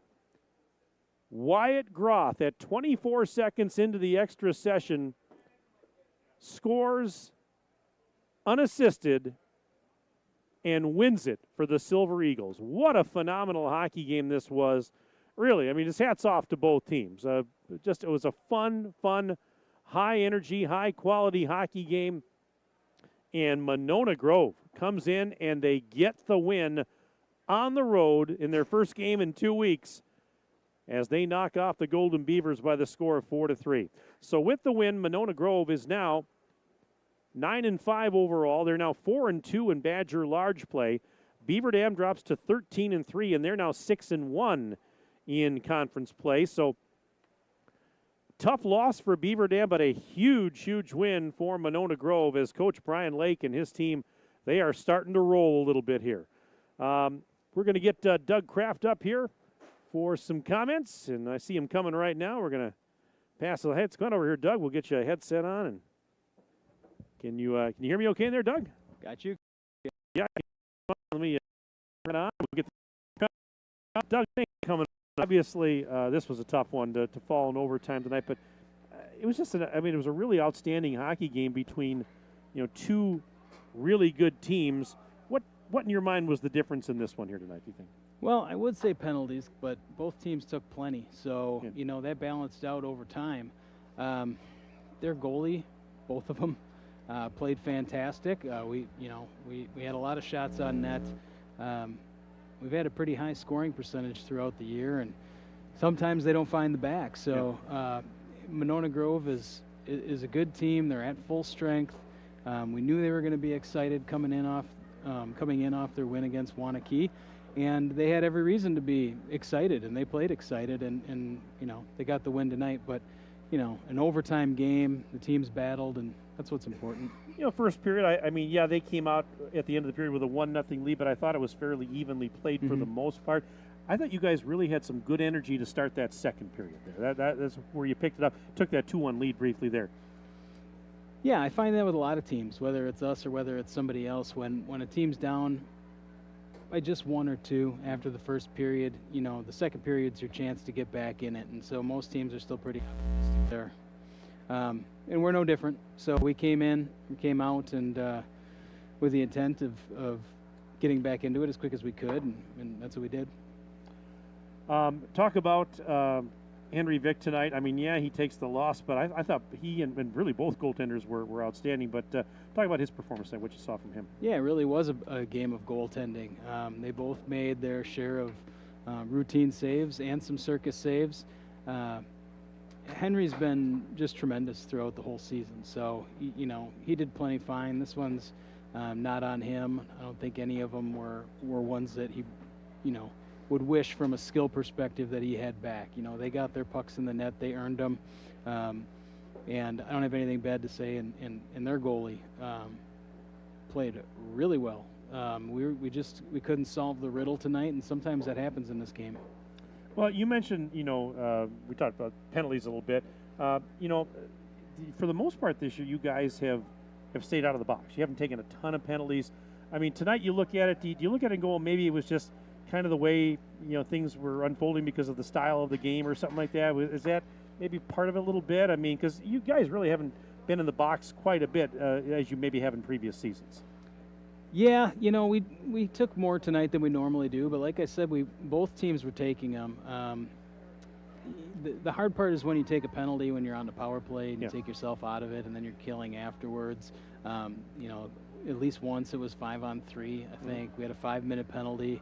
Those are the ones that really hurt you. You're going to have penalties in games, and you have to be good on special teams to win at this level. And I'm sure, I wasn't keeping track of the power play goals and the converted kills, but I'd say probably both teams were pretty good on the penalty killing side tonight. Yeah, I mean, there were some, power play goals. I mean, Joe Trotter had the one power play goal for you guys. But yeah, special teams, I mean, it's, they're a factor in every game. And, just the way this kind of unfolded tonight with both teams playing at a, high level and really getting after it there, sometimes maybe that kind of lends itself to maybe taking a few extra penalties. Huh? Well, there's only so many conference games, and there's only so many conference points, and just about all of us are still in it for the hunt. I mean, we're just starting the second half, really. So, in my experience, most teams are going to, scratch and claw and fight as long as there's a chance that you can be on top at the end. And Monona Grove was just a little bit better than us tonight. What do you tell the guys afterwards? I mean, as far as, the conference goes, you and I talked a little bit before the game. You were, all is not lost here. I mean, okay, that's only your first loss in conference, okay? So at worst now you're tied with Oregon. I mean, so you're still going to be in first place at the end of the day. Obviously you wanted to get this W, but, I mean, it's not the end of the world here, is it? Yeah, you hit it right on the head. We haven't lost a lot this year, so, getting humbled sometimes can be good for you. Relayed the fact that, we're still in first. It's just the one loss. We need to be resilient and bounce back and, just crank up the urgency on the rest of the way out. Next week on Tuesday, you go to Milton. Before a pair of games on the weekend, one here on Friday night next week is the She-Dam Anchor game against Sheboygan, and then you've got Wanakee on the road on Saturday. So that's going to be a really busy week. Any early thoughts on those games next week there? We head to Milton on Tuesday. That's a conference game. Always enjoy playing them. And then the She-Dam Anchor on Friday night, which is always fun. I mean, the players are so into it. The fans come out. A lot of alumni are at that game, so that's going to be exciting. And then, we get another conference game on Saturday, a matinee with Wanakee. That game was closer than the score indicated the first time we played them. And they've done some nice things here in the recent stretch. So we know that teams are coming after us and they want to beat us. And we embrace it, but it makes things challenging. And we're not sneaking up on anybody this year. So we got to go into those games prepared and ready to play. And I had asked you about that in our pregame chat. I said, do you you have a bit of a target on your back, and so you kind of have to embrace that a little bit, don't you? I mean, obviously it means that you're well respected, you're playing good hockey, but do the kids really embrace that? I think that it seems they do. Yeah, they do. I mean, I think anybody likes to be on a team that's doing some winning and is in first place, but it's also a challenge, and you have to stack success, and you have to bring it every night, and that's part of the fun of it. Tonight's game is the way conference games should be. So as disappointing as it is to lose, these are the kind of games in the competition that you want to be in. These are the kind of things that get you ready for the end of the year. This is what you sign up for when you play varsity hockey. So no negative comments on that at all. Congratulations to Monona Grove. They played a heck of a game. Well, and I had said it on the broadcast, Doug.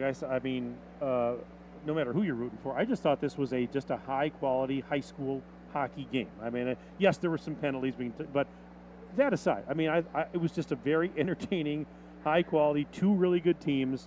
It was enjoyable, and somebody had to win, somebody had to lose. It just happened to be Monona Grove coming out on top tonight. That's right. Doug, thank you so much for coming up here, Mike. buddy. Good to see you. You too. I'll see you next week. We'll be here for the She Dam Anchor game. Looking forward to that on Friday. All right. Have a good one. All right, thanks. That's Doug Kraft, head coach of Beaver Dam, joining me on the postgame show here tonight. Again, Monona Grove a winner in overtime by the score of 4-3.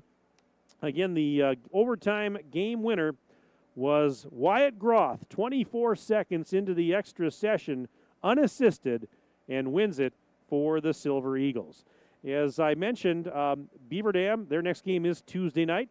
They'll be at Milton, and then next week, Friday, January 26th, the Golden Beavers host Sheboygan here at the Family Center, a 7 o'clock start, the annual She Dam Anchor Trophy game. And we'll have it for you right here on Daily Dodge TV with coverage starting at 6:45. The opening face-off is at 7 o'clock. For Monona Grove, they are in action again on Saturday. This coming Saturday, they'll travel to Cedarburg for a 2:15 matinee, and then on Tuesday, January 23rd, they'll host Oregon, another home game on Thursday of next week against Milton. Now, looking ahead for us, we've got some games to broadcast next week, Tuesday. Here on Daily Dodge TV on Tuesday night, January 23rd, we'll have girls high school hockey as the Beaver Dam girls will entertain the Ice Hogs. Wade Bates will have the play-by-play, 7 o'clock for the opening face-off, and the pregame show at 6:45. That's Tuesday night here on Daily Dodge TV. I'll be calling basketball next Tuesday night as the Beaver Dam girls basketball team heads to Watertown. That'll be on radio, 1430 ESPN Beaver Dam, with pregame show at 7 o'clock, tip time at 7:15. Well, this was a doggone lot of fun tonight. Hope you enjoyed this broadcast, everyone. We really appreciate you tuning in. And hats off to these two teams. Congratulations to Monona Grove on an exciting 4-3 overtime win. Well, the Beaver Dam Unified School District's monthly Board of Education business meetings are streamed live on the district's YouTube page. Visit bdusd.org for Board of Education information and details on upcoming meetings. Our game tonight brought to you by our presenting video sponsors, Hometown Glass and Improvement, Columbus Family Dental, and the Beaver Dam Unified School District. Tonight's game also brought to you by McKinstry's Home Furnishings, Kladowski Real Estate, Slumberland, Silica for Your Home, Summit Ford, Beaver Dam Tire and Service and Mayville Tire and Service, Surefire, Richards Insurance, Reed Chrysler Dodge Jeep Ram, Park Village Shopping Center, Preferred Dental Partners, Jerry's Automotive, Air Care, Napleton GM in Beaver Dam, and White Construction. 4-3 your final. Beaver Dam falls tonight in overtime to Monona Grove. And I want to thank you for being with us once again. Thanks to Agent 00 Void, Aiden Void, my videographer and engineer. And for Aiden, my name is Mike Tronson saying so long from the Beaver Dam Family Center. Have a pleasant evening. This has been a Daily Dodge